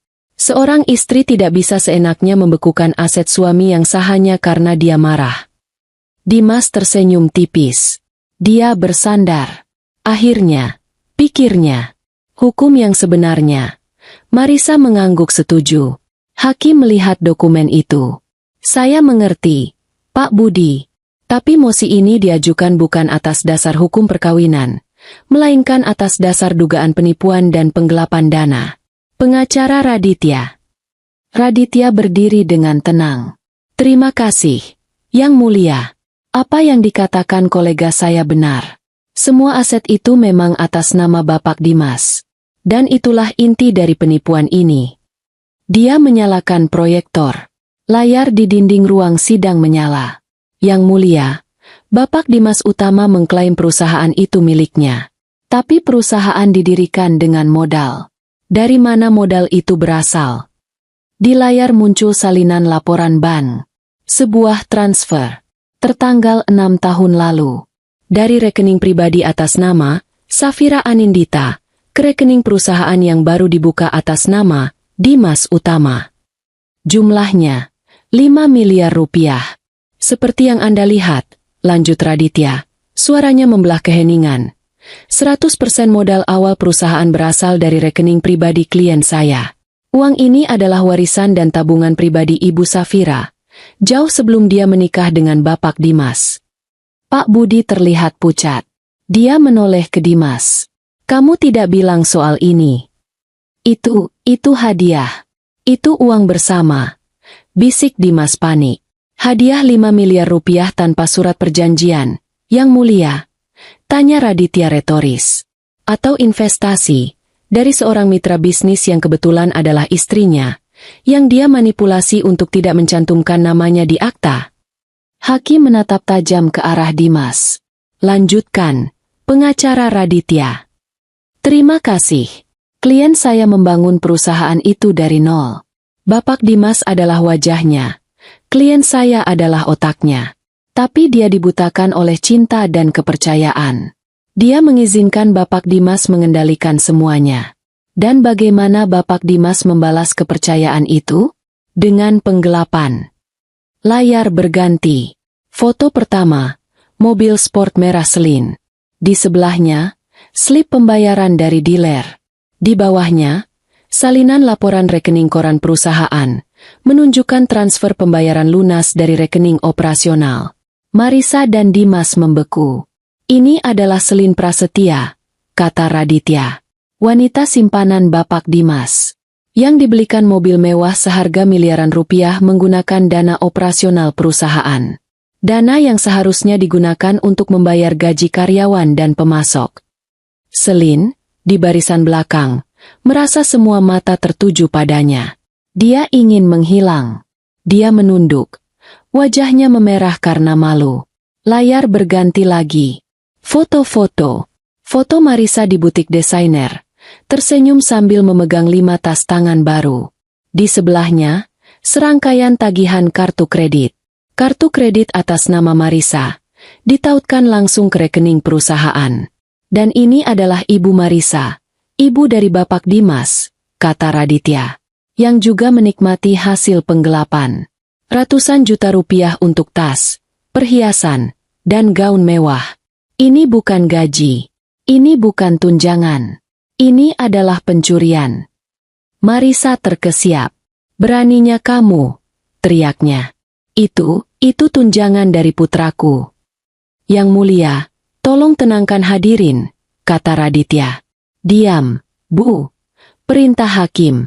Marisa terdiam. Tubuhnya gemetar karena marah dan malu. Dia telah dipermalukan di depan umum. Layar berganti lagi. Dan yang terburuk, yang mulia, kata Raditya. Ini adalah bukti bahwa Bapak Dimas secara aktif menghancurkan nilai perusahaan. 3 minggu lalu, dia memerintahkan penjualan paksa 3 aset properti perusahaan di Bali. Di layar muncul kesaksian tertulis dari Pak Harto, manajer keuangan. Kesaksian itu merinci bagaimana Dimas memaksanya menjual aset di bawah 30% dari nilai pasar untuk mendapatkan uang tunai cepat. Uang tunai yang mana? Lanjut Raditya. Yang sekarang juga dibekukan di rekening pribadinya. Ini adalah tindakan seorang penjahat yang mencoba melarikan diri dengan jarahannya, bukan seorang direktur yang menjalankan bisnis. Raditya mematikan proyektor. Dia berdiri dalam diam sejenak. Yang mulia, katanya, kami telah menunjukkan asal-muasal dana. Kami telah menunjukkan pola penggelapan yang sistematis oleh Bapak Dimas, Ibu Marisa, dan Nona Selin. Dan kami telah menunjukkan upaya aktif untuk merusak aset perusahaan. Ini bukan sengketa rumah tangga. Ini adalah kasus penipuan korporat yang terang-terangan. Kami meminta agar pembekuan aset ini tidak hanya dipertahankan, tapi juga agar pengadilan segera menunjuk tim auditor independen untuk mengambil alih manajemen perusahaan. Keheningan di ruang sidang itu begitu pekat hingga terasa menyakitkan. Pak Budi tampak seperti orang yang ingin muntah. Dia tidak punya apa-apa untuk membantah. Semua bukti ada di layar. Dimas menatap Safira. Untuk pertama kalinya, kemarahan di matanya digantikan oleh sesuatu yang lain. Ketakutan. Dia akhirnya menyadari wanita yang dia buang itu baru saja menjatuhkan bom nuklir di atas hidupnya. Safira balas menatapnya. Matanya tidak berkedip. Dingin. Kosong. Itu adalah tatapan seorang eksekutor. Konfrontasi telah terjadi, dan Safira bahkan tidak perlu mengucapkan sepatah kata pun. Hakim menatap tumpukan bukti di depannya. Dia berdeham. Pengacara Budi, katanya, ini adalah tuduhan yang sangat serius. Dengan bukti yang sangat kuat. Apakah Anda punya sesuatu untuk membantah ini? Dimas mengepalkan tangannya. Ini belum berakhir, pikirnya. Ini belum berakhir. Pak Budi berdiri dengan gemetar. Dia merapikan kertas-kertas di depannya yang sekarang tampak tidak berguna. Yang mulia. Dia tergagap. Semua ini adalah salah paham. Bapak Dimas, sebagai direktur utama, berhak menggunakan dana perusahaan. Itu adalah bonus kinerjanya. Dan pembelian mobil itu adalah aset perusahaan. Aset perusahaan atas nama Nona Selin Prasetya. Tanya hakim, alisnya terangkat. Aset yang dia pakai untuk pamer di media sosialnya. Pak Budi menelan ludah. Dia tidak tahu harus berkata apa. Dia kalah telak. Yang mulia, Raditya menyela. Suaranya setajam pisau bedah. Pihak tergugat mengklaim ini salah paham. Mereka mengklaim klien saya hanya istri pencemburu. Mereka mencoba melukiskan klien saya sebagai penjahatnya. Dia berhenti sejenak, membiarkan ketegangan meningkat. Untuk membuktikan niat jahat yang disengaja, lanjut Raditya. Untuk membuktikan adanya konspirasi yang direncanakan untuk menipu dan merampok klien saya jauh sebelum kejadian pengusiran itu, kami memiliki satu bukti terakhir. Dia mengambil sebuah perekam audio digital kecil dari kopernya. Kami ingin memutar rekaman percakapan. Percakapan Nona Selin Prasetya dengan pihak ketiga. Di barisan belakang, Selin membeku. Fabian, pikirannya menjerit. Dia bukan investor. Dia jebakan. Perutnya melilit kesakitan. Keberatan, Yang Mulia, teriak Pak Budi. Rekaman ilegal. Penyadapan. Bukan penyadapan, Yang Mulia, balas Raditya dengan tenang. Percakapan ini direkam di tempat umum, di lounge hotel, dengan persetujuan penuh dari satu pihak, yaitu informan kami. Ini sepenuhnya legal. Hakim mengangguk. Lanjutkan. Raditya menekan tombol play. Keheningan ruang sidang dipecahkan oleh suara. Suara Selin. Jernih dan jelas. Ini semua bukan ideku. Ini semua rencana Marisa. Dia yang membenci Safira sejak awal. Dia bilang Safira itu mandul dan kaku. Dia yang menyuruh Dimas memindahkan semua aset atas namanya. Jauh sebelum aku datang. Mereka sudah merencanakan ini bertahun-tahun. Marisa memekik. Dia memegang dadanya seolah-olah dia terkena serangan jantung. Bohong. Itu fitnah. Dia menatap Selin dengan kebencian yang tak terhingga. Pelacur kecil itu. Dia mengkhianati kita. Dimas menoleh ke belakang. Matanya merah pada menatap Selin. Habis kau. Desisnya tanpa suara. Dia gemetar karena marah. Selin hanya bisa menangis. Air matanya mengalir deras. Dia melihat hidupnya berakhir di depannya. Dia ditipu oleh Fabian. Dan sekarang dia akan dihancurkan oleh Dimas. Safira mendengarkan kata-kata itu. Mandul dan kaku. Kata-kata yang sering Marisa sindir dalam balutan nasihat manis. Mendengarnya dikonfirmasi dengan begitu gamblang di ruang publik ini. Rasa sakit itu menusuknya. Tapi dengan cepat digantikan oleh es yang lebih dingin. Raditya membiarkan rekaman itu terus berjalan. Tentu saja, Dimas itu pengecut. Dia hanya melakukan apa yang ibunya katakan. Dan sekarang dia menghancurkan perusahaan. Dia menjual properti di Bali itu hanya untuk uang tunai. Dia bilang padaku kita akan kabur ke luar negeri jika Safira mulai curiga. Cukup, teriak Dimas, melompat berdiri. Hentikan, itu bohong. Duduk. Pak Dimas, bentak hakim. Rekaman berlanjut. Suara Selin berbisik. Ini adalah asuransi. Saya Marisa sangat menginginkan cucu. Itu adalah pengakuan terakhir. Pengakuan bahwa kehamilan itu pun adalah bagian dari skema. Raditya menekan tombol stop. Ruang sidang itu sunyi senyap. Satu-satunya suara adalah isak tangis Selin yang tertahan. Dimas menatap Selin dengan tatapan membunuh. Aliansi mereka tidak hanya retak. Itu telah meledak. Marisa menunduk. Wajahnya pucat pasi. Seluruh topeng kemuliaan dan martabatnya telah terkoyak. Dia sekarang terekspos sebagai wanita tua yang licik dan serakah. Hakim memijat pelipisnya. Dia menatap Dimas dan Marisa dengan pandangan muak. Ini, katanya, adalah bukti konspirasi yang paling jelas yang pernah saya lihat. Tapi Raditya belum selesai. Dia menunggu sampai hakim selesai berbicara. Dan, Yang Mulia, kata Raditya, suaranya kini tenang. Ada satu poin terakhir sebelum Anda membuat keputusan. Semua mata beralih padanya. Apalagi? Pikir Dimas putus asa. Apalagi yang dia punya? Seperti yang ditunjukkan oleh kesaksian Pak Harto dan rekaman Nona Selin, kata Raditya, Bapak Dimas telah menjual aset perusahaan secara sembrono dan menghamburkan dananya. Tindakan ini menciptakan utang baru yang signifikan bagi perusahaan, utang kepada pemasok, utang pajak yang tertunda, dan denda. Dia menatap lurus ke arah Pak Budi. Perusahaan itu, secara teknis, berada di ambang kebangkrutan karena salah urus yang disengaja oleh direkturnya. Namun, klien saya, yang membangun perusahaan ini, tidak ingin melihatnya hancur dan karyawannya kehilangan pekerjaan.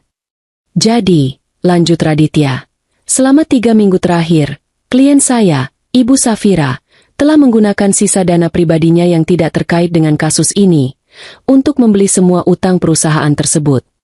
Keheningan. Pak Budi mengerutkan kening. Dia tidak mengerti. Dimas juga tidak mengerti. Raditya menjelaskannya.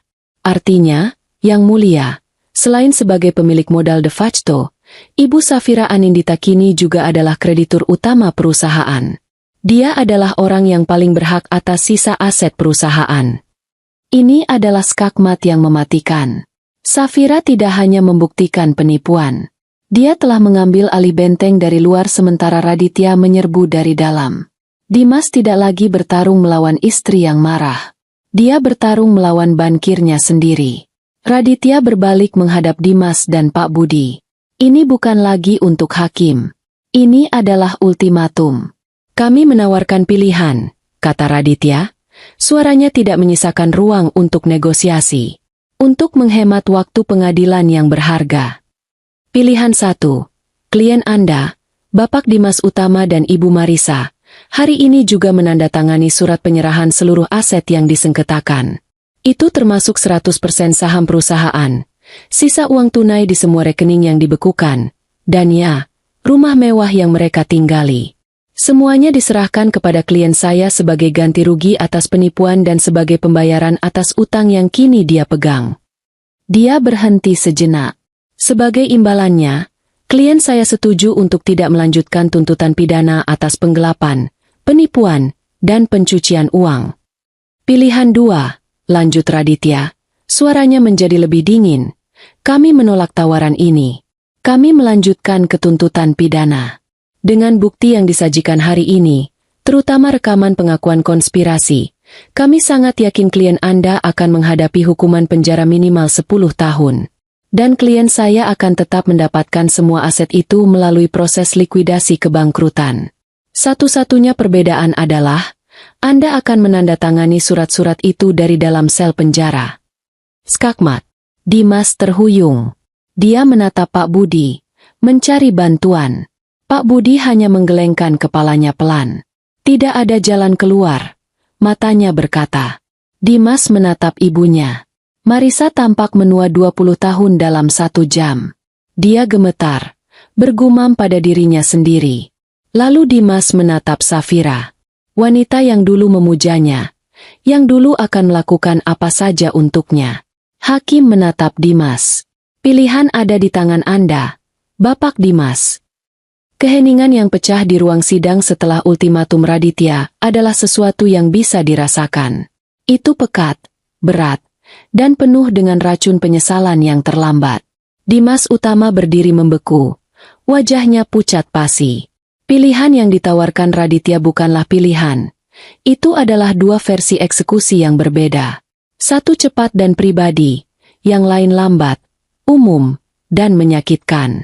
Pikiran Dimas berputar seperti badai yang kacau. Penjara. Kata itu bergema di tengkoraknya. 10 tahun. Dia membayangkan dirinya di dalam sel sempit, memakai seragam oranye yang memalukan. Dia, Dimas Utama, yang terbiasa dengan setelan sutra dan sprei katun Mesir. Dia akan kehilangan segalanya, kebebasan, status, masa mudanya. Dia menatap Safira. Wanita itu duduk tegak. Wajahnya seperti topeng porselen yang tenang. Tidak ada keraguan di matanya. Tidak ada belas kasihan. Dia akan melakukannya. Dia akan mengirimnya ke penjara. Kemarahan yang luar biasa, panas dan asam, membakar tenggorokannya. Dia ingin melompat, mencekik wanita itu. Dia ingin berteriak bahwa wanita itu tidak berhak. Tapi dia tahu, jauh di dalam hatinya yang pengecut, bahwa Safira berhak 100%. Dia telah meremehkannya. Dia mengira Safira adalah domba yang lembut. Padahal selama ini dia tidur di samping seekor singa betina yang sabar. Dia melirik ibunya. Marisa tampak seperti baru saja melihat hantu. Wanita tua itu gemetar hebat. Bibirnya bergerak tanpa suara. Tidak. Bisiknya. Pikiran Marisa terfragmentasi. Penjara? Aku. Seorang wanita tua terhormat? Ini tidak mungkin. Dimas, lakukan sesuatu. Katakan sesuatu. Dia telah menghabiskan seluruh hidupnya mendambakan kekayaan ini, memanipulasi putranya untuk mendapatkannya. Sekarang, dalam hitungan menit, semuanya akan lenyap. Lebih buruk lagi, dia akan dipenjara. Gambaran dirinya berbagi sel dengan penjahat jalanan membuat perutnya mual. Dia lebih baik mati. Lawan dia, Dimas. Marisa akhirnya menemukan suaranya. Itu adalah desisan serak yang penuh kebencian. Dia menunjuk Safira dengan jari gemetar. Jangan biarkan pelacur itu menang. Jangan biarkan dia mengambil rumah kita. Itu rumahmu. Rumah yang dibeli dengan uangnya, kata hakim, suaranya datar. Dia sudah muak dengan drama ini. Pak Budi, pengacara Dimas, mencondongkan tubuhnya. Wajahnya berkeringat. Dia tahu karirnya sendiri bisa ternoda jika dia tidak menangani ini dengan cepat. Pak Dimas, bisiknya mendesak. Dengar, tidak ada yang bisa dilawan. Rekaman itu adalah pengakuan konspirasi kriminal. Itu sudah cukup untuk dakwaan berlapis. Anda akan masuk penjara. Ibu Anda juga, sebagai kaki tangan. Kaki tangan. Kata itu menghantam Marisa seperti tamparan. Tanda tangani. Lanjut Pak Budi. Ini bukan kekalahan. Ini adalah pengendalian kerusakan. Anda kehilangan uang, tapi Anda menyelamatkan kebebasan Anda. Anda tidak bisa menghasilkan uang dari penjara. Tanda tangani. Dimas menatap wajah ibunya yang ketakutan dan penuh kebencian. Dia menatap wajah pengacaranya yang putus asa. Lalu dia menatap Selin di barisan belakang. Gadis itu, yang menjadi pemicu semua ini, kini menangis dalam diam. Wajahnya ditutupi rambutnya. Dia tidak berguna. Dia adalah liabilitas yang bodoh. Dia kembali menatap Safira. Dia telah mencuri 7 tahun hidup wanita itu. Sekarang, wanita itu mengambil sisa hidupnya. Dia merasa kalah. Benar-benar kalah. Egonya yang sebesar gunung itu runtuh menjadi debu. Aku. Suaranya pecah. Aku. Dia menelan ludah. Dia menatap Raditya. Beri aku kertasnya. Kalimat itu terdengar seperti letusan senjata di ruang sidang yang sunyi. Marisa terkesiap. Dimas, tidak. Jangan. Tapi sudah terlambat. Raditya, yang telah mengantisipasi ini, mengeluarkan satu set dokumen tebal dari kopernya. Dia meletakkannya di depan Dimas dengan gerakan yang tenang dan metodis. Kontrak penyerahan aset, katanya. Tepat saat Dimas mengambil pena, sebuah jeritan melengking memecah ketegangan. Arg! Selin melompat berdiri. Dia mencengkeram perutnya. Wajahnya berkerut kesakitan yang dilebih-lebihkan. Sakit. Perutku. Bayiku. Semua orang menoleh. Selin, melihat dia menjadi pusat perhatian, meningkatkan dramanya. Dia terhuyung ke depan. Ini semua salah kalian. Dia berteriak, matanya liar. Kalian membuatku stres. Bayiku. Dimas dan Marisa nyaris tidak meliriknya.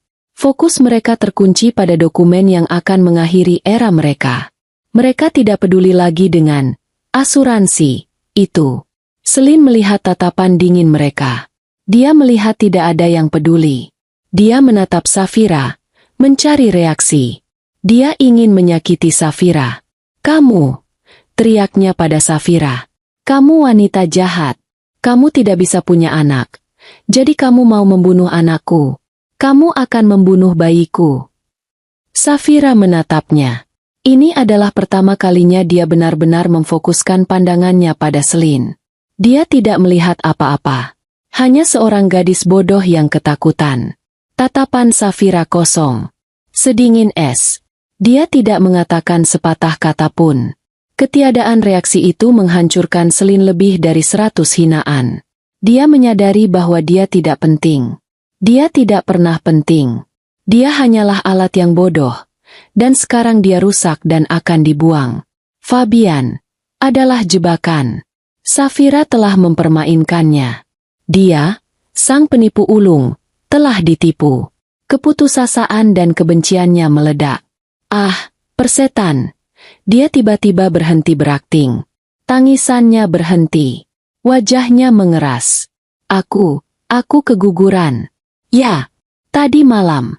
Bayinya sudah tidak ada. Sudah keluar. Marisa, yang masih berpegang pada harapan terakhir akan seorang cucu, menatapnya ngeri. Apa? Bohong. Kamu bohong. Aku tidak bohong, bentak Selin. Dia ingin menyakiti mereka semua. Aku tidak akan terikat dengan keluarga miskin ini. Dan tahu tidak, dia tertawa. Tawa yang histeris dan sumbang. Aku bahkan tidak yakin itu anak Dimas. Aku pergi dari sini. Kalian semua bisa masuk neraka. Dengan ledakan terakhir yang penuh racun itu, Selin berbalik. Dia mendorong pintu ruang sidang hingga terbuka dan berlari keluar koridor. Dia menghilang, meninggalkan kehancuran yang dia bantu ciptakan. Ruang sidang kembali sunyi. Drama Selin hanyalah interupsi singkat. Pak Dimas, kata hakim, suaranya lelah. Tanda tangani. Dimas mengambil pena. Tangannya gemetar hebat hingga dia hampir tidak bisa memegangnya. Dia menatap baris tanda tangan. Dia melihat namanya, Dimas Utama, yang dulu membuatnya bangga. Kini nama itu adalah simbol kegagalannya. Dia menekan ujung pena ke kertas. Dia menandatangani. Dia menandatangani penyerahan perusahaannya. Dia menandatangani penyerahan rumahnya. Dia menandatangani penyerahan seluruh hidupnya. Raditya mengambil lembar itu dan menggeser dokumen lain ke depan. Ibu Marisa. Dokumen itu adalah surat pernyataan, ditulis dalam bahasa hukum yang dingin, yang menyatakan bahwa dia melepaskan klaim apapun atas aset-aset tersebut dan melepaskan hak tinggalnya di properti di Bukit Angsana. Marisa menatap kertas itu seolah-olah itu adalah ular berbisa. Dia menatap Safira. Kamu iblis, bisiknya. Suaranya bergetar. Kamu akan dikutuk. Safira balas menatapnya. Tidak berkedip. Dia tidak merasa seperti iblis. Dia merasa seperti seseorang yang baru saja membersihkan rumahnya dari hama. Tanda tangani, Bu, kata Dimas, suaranya mati. Atau kita akan ke penjara. Bersama-sama. Gambaran itu. Penjara. Bersama-sama. Itu mematahkan Marisa. Dia merebut pena dari putranya dan mencoret-coretkan namanya di atas kertas. Tanda tangannya besar, miring, dan penuh amarah. Raditya dengan tenang mengumpulkan semua dokumen. Dia memeriksanya sekilas, memastikan semuanya beres. Dia memasukkannya kembali ke dalam kopernya. Dia mengangguk sekali kepada hakim. Yang mulia, masalah ini sudah selesai. Klien saya akan menarik semua tuntutan pidana yang tertunda. Hakim mengetuk palunya. Bunyinya terdengar seperti paku terakhir yang ditancapkan ke peti mati. Sidang ditutup. Hakim bangkit dan pergi. Pak Budi mengemasi tasnya dengan tergesa-gesa. Ingin segera keluar dari ruangan yang penuh racun ini. Tugas saya selesai, Pak Dimas. Katanya tanpa menatap kliennya. Anda bebas. Tapi Anda tidak punya apa-apa. Dia bergegas pergi. Dimas dan Marisa tetap duduk, membatu. Mereka adalah dua patung di reruntuhan kuil mereka sendiri. Sekarang apa? Bisik Dimas. Lebih pada dirinya sendiri. Raditya berjalan menghampiri mereka. Safira berdiri di sampingnya. Diam seperti bayangan. Pak Dimas, Ibu Marisa, kata Raditya. Suaranya formal. Klien saya telah mengatur agar dua petugas keamanan menemui Anda di pintu keluar. Mereka akan mengantar Anda kembali ke properti di Bukit Angsana. Secercah harapan muncul di mata Dimas. Dia mengizinkan kita kembali. Anda akan diantar, lanjut Raditya, menghancurkan harapan itu. Hanya untuk mengambil barang-barang pribadi yang esensial. Pakaian, obat-obatan, sikat gigi. Anda punya waktu 30 menit. Tepat 30 menit. Setelah itu, Rumah itu akan disegel dan tim keamanan baru akan mengambil alih. Klien saya menyarankan Anda membawa koper. Ini adalah gema yang sempurna dari apa yang mereka lakukan pada Safira. Penghinaan itu begitu disengaja, begitu dingin. Safira diusir hanya dengan tas tangan. Mereka diberi 30 menit. Sebuah kemurahan hati yang terasa seperti tamparan paling keras. Dimas menatap Safira, mencari tanda-tanda kemenangan di wajahnya. Dia tidak menemukan apa-apa. Hanya ketenangan. "Ayo, Bu," kata Dimas. Dia berdiri. Dia harus menarik ibunya untuk berdiri. Kaki Marisa lemas seperti jeli. Mereka berjalan keluar dari ruang sidang. Seperti terpidana mati yang berjalan ke tiang gantungan. Dua petugas keamanan berbadan tegap sudah menunggu di luar pintu. Safira dan Raditya mengikuti mereka dari belakang. Mereka berjalan menyusuri koridor. Saat mereka mencapai pintu lobi utama, Safira berjalan mendahului mereka. Dia tidak mempercepat langkahnya. Dia berjalan dengan langkah yang sama mantapnya. Sama tenangnya seperti saat dia masuk. Punggungnya lurus. Dia tidak menoleh ke belakang. Dia tidak perlu. Dia bisa merasakan dua pasang mata membakar punggungnya. Tatapan penuh kebencian, keputusasaan, dan kekalahan total. Dia membuka pintu kaca besar dan melangkah keluar ke cahaya matahari. Dia menghirup udara segar. Rasanya seperti napas pertama yang benar-benar dia ambil dalam 7 tahun. Dia telah mengambil kembali semuanya. Babak perang telah usai. 6 bulan kemudian, matahari pagi menyinari jendela-jendela raksasa di rumah di Bukit Angsana. Tapi rumah itu bukan lagi istana yang dingin dan kaku seperti dulu. Safira telah merombaknya total. Dia menjual semua perabot emas norak yang dibeli Marisa dan furnitur berat yang disukai Dimas. Dia menggantinya dengan gaya yang mencerminkan dirinya. Elegan, modern, namun hangat. Dindingnya kini berwarna krem lembut. Ada banyak tanaman hijau subur di setiap sudut. Rak-rak buku yang tinggi berisi koleksi bukunya. Tempat yang dulu terasa seperti museum yang steril kini terasa seperti rumah. Di dinding di atas perapian, di tempat yang dulu tergantung potret besar Dimas dan Marisa, kini tergantung sebuah lukisan abstrak modern dengan sapuan warna biru yang menenangkan. Safira telah mengganti nama perusahaan. PT Utama Jaya, yang berpusat pada ego Dimas, kini telah tiada. Dia menggantinya menjadi Anindita Group, menggunakan nama keluarganya sendiri. Sebuah awal yang baru. Dia telah mempekerjakan kembali banyak staf lama yang setia padanya, termasuk Pak Harto, yang kini menjabat sebagai Direktur Keuangan. Dia menggunakan uang dari penjualan mobil sport merah Selin, yang berhasil dilacak dan ditarik oleh tim Raditya, dan lelang semua perhiasan serta tas-tas palsu Marisa untuk membayar bonus besar kepada para karyawan yang telah bertahan melalui masa-masa sulit. Dia adalah seorang pemimpin.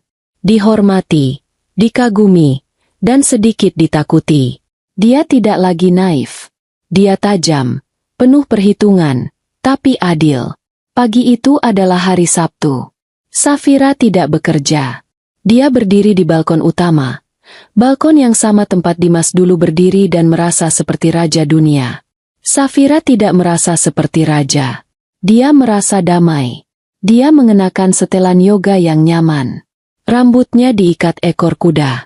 Dia menyesap teh melati hangat sambil memandang ke bawah, ke arah kota yang mulai sibuk. Dia telah bekerja keras tidak hanya untuk membangun kembali perusahaannya, tetapi juga membangun kembali dirinya. Dia telah memaafkan dirinya sendiri. Dia telah belajar bahwa kepercayaan harus didapat, bukan diberikan secara cuma-cuma, bahkan dalam cinta. Saat dia hendak berbalik untuk masuk, sebuah suara menginterupsinya. Suara yang parau, penuh amarah, datang dari jalan di bawah gerbang rumahnya. "Ayo, cepat. Dasar tidak berguna. Berat sekali." Safira mengerutkan kening. Dia mencondongkan tubuhnya sedikit, melihat ke bawah. Jalan di depan gerbangnya adalah jalan umum yang sedikit menanjak. Pemandangan di bawah sana membuatnya membeku. Sebuah gerobak sampah besar, yang biasanya ditarik oleh truk kecil, kini ditarik oleh seorang pria. Gerobak itu penuh dengan karung-karung sampah hitam yang bau, dan rodanya berderit berjuang melawan tanjakan. Pria yang menariknya kurus kering. Kulitnya hitam legam terbakar matahari. Dia hanya mengenakan celana pendek robek dan kaos singlet yang kotor. Rambutnya panjang dan gimbal. Dia adalah cangkang kosong dari pria yang dulu dia kenal. Itu Dimas. Dia sedang berteriak pada seseorang. "Bantu aku dorong. Bodoh, jangan hanya duduk." Di trotoar di samping tumpukan sampah, seorang wanita tua duduk. Dia sama kotornya. Rambut kelabunya yang tipis dan berminyak menempel di kulit kepalanya. Dia mengenakan daster lusuh yang sobek di sana-sini. Di tangannya ada sebuah cangkir kaleng bekas. Dia sedang mengemis kepada beberapa pejalan kaki yang lewat, yang bergegas menjauhinya karena baunya. Itu Marisa. Safira menatap tanpa berkedip. Dia tahu mereka jatuh. Raditya telah memberitahunya bahwa setelah diusir, tanpa uang, tanpa referensi kerja, dan dengan rumor penipuan yang menyebar di kalangan elit, tidak ada yang mau mempekerjakan Dimas. Dia telah kehilangan segalanya. Tapi Safira tidak menyangka mereka akan jatuh sejauh ini. Dia terus mengawasi. "Aku lelah," rintih Marisa. Suaranya serak. "Panas sekali. Beri aku air." "Air apa?"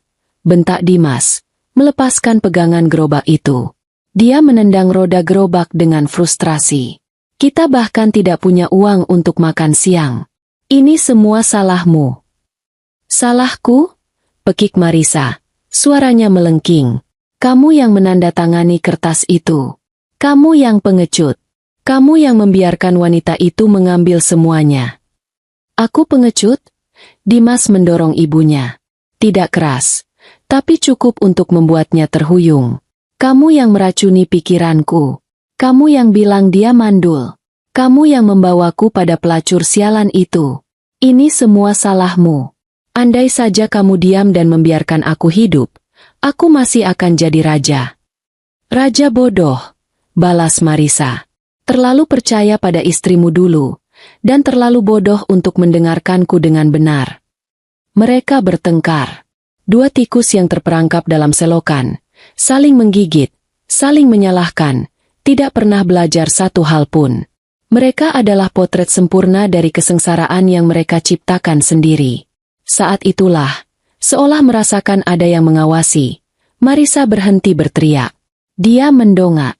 Dia melihat ke atas, ke arah balkon mewah di atas bukit. Matanya yang tua menyipit, mencoba fokus. Lalu, matanya melebar dalam kengerian dan kebencian murni saat dia mengenali siluet yang tenang itu. Dia menyenggol Dimas dengan sikunya yang kurus. "Dimas, lihat itu dia." Dimas berhenti mengumpat. Dia mengikuti arah pandang ibunya. Dia mendongak. Tatapan mereka bertemu. Jarak mereka jauh, tetapi koneksi itu sekuat listrik. Safira di atas. Di istananya. Bersih, tenang, berkuasa. Disinari matahari pagi. Dimas dan Marisa di bawah. Di jalanan, kotor, hancur, dan dikelilingi sampah. Tatapan mereka membara dengan kebencian yang sama seperti 6 bulan lalu di ruang sidang. Tidak ada penyesalan di mata mereka. Tidak ada rasa malu. Hanya kemarahan yang impotensi karena mereka telah kalah. Safira menatap mereka. Dia melihat Dimas, pria yang pernah dia cintai. Dia melihat Marisa, wanita yang pernah dia coba sayangi. Dia tidak merasakan iba. Dia tidak merasakan kasihan. Kemarahan yang dulu membakarnya kini telah menjadi abu yang dingin. Dia memikirkan rasa sakit yang mereka sebabkan. Penghinaan saat diusir. Kata-kata, mandul dan kaku. Kebohongan selama bertahun-tahun. Lalu dia memikirkan perjalanannya kembali. Malam-malam tanpa tidur di apartemen studio. Ketakutan. Keraguan. Dan akhirnya, kemenangan. Dia melihat mereka sekali lagi. Benar-benar melihat mereka apa adanya. Dua jiwa kecil yang serakah, tenggelam dalam sampah mereka sendiri. Karma telah berjalan sesuai keinginannya. Sebuah senyuman tipis, yang nyaris tak terlihat, tersungging di bibir Safira. Lalu, sebuah tawa pelan keluar dari tenggorokannya. Itu bukan tawa yang keras atau mengejek. Itu adalah tawa kelegaan. Tawa seseorang yang baru saja menyelesaikan sebuah maraton yang panjang dan menyakitkan. Tawa seseorang yang telah membersihkan rumahnya dan kini bisa bernapas lega. Tawa itu adalah simfoni pembalasan yang manis, tenang, dan sangat elegan. Dimas dan Marisa melihat tawa itu. Mereka mendengarnya. Samar-samar terbawa angin. Itu adalah penghinaan terakhir. Safira berbalik, masih tersenyum tipis. Dia masuk kembali ke dalam rumahnya, menutup pintu balkon di belakangnya, meninggalkan mereka berdua di jalanan dengan bau sampah dan kebencian mereka. Dia siap untuk melanjutkan sarapannya. Kan sarapannya, kan sarapannya, kan sarapannya, kan sarapannya, kan sarapannya, kan sarapannya, kan sarapannya.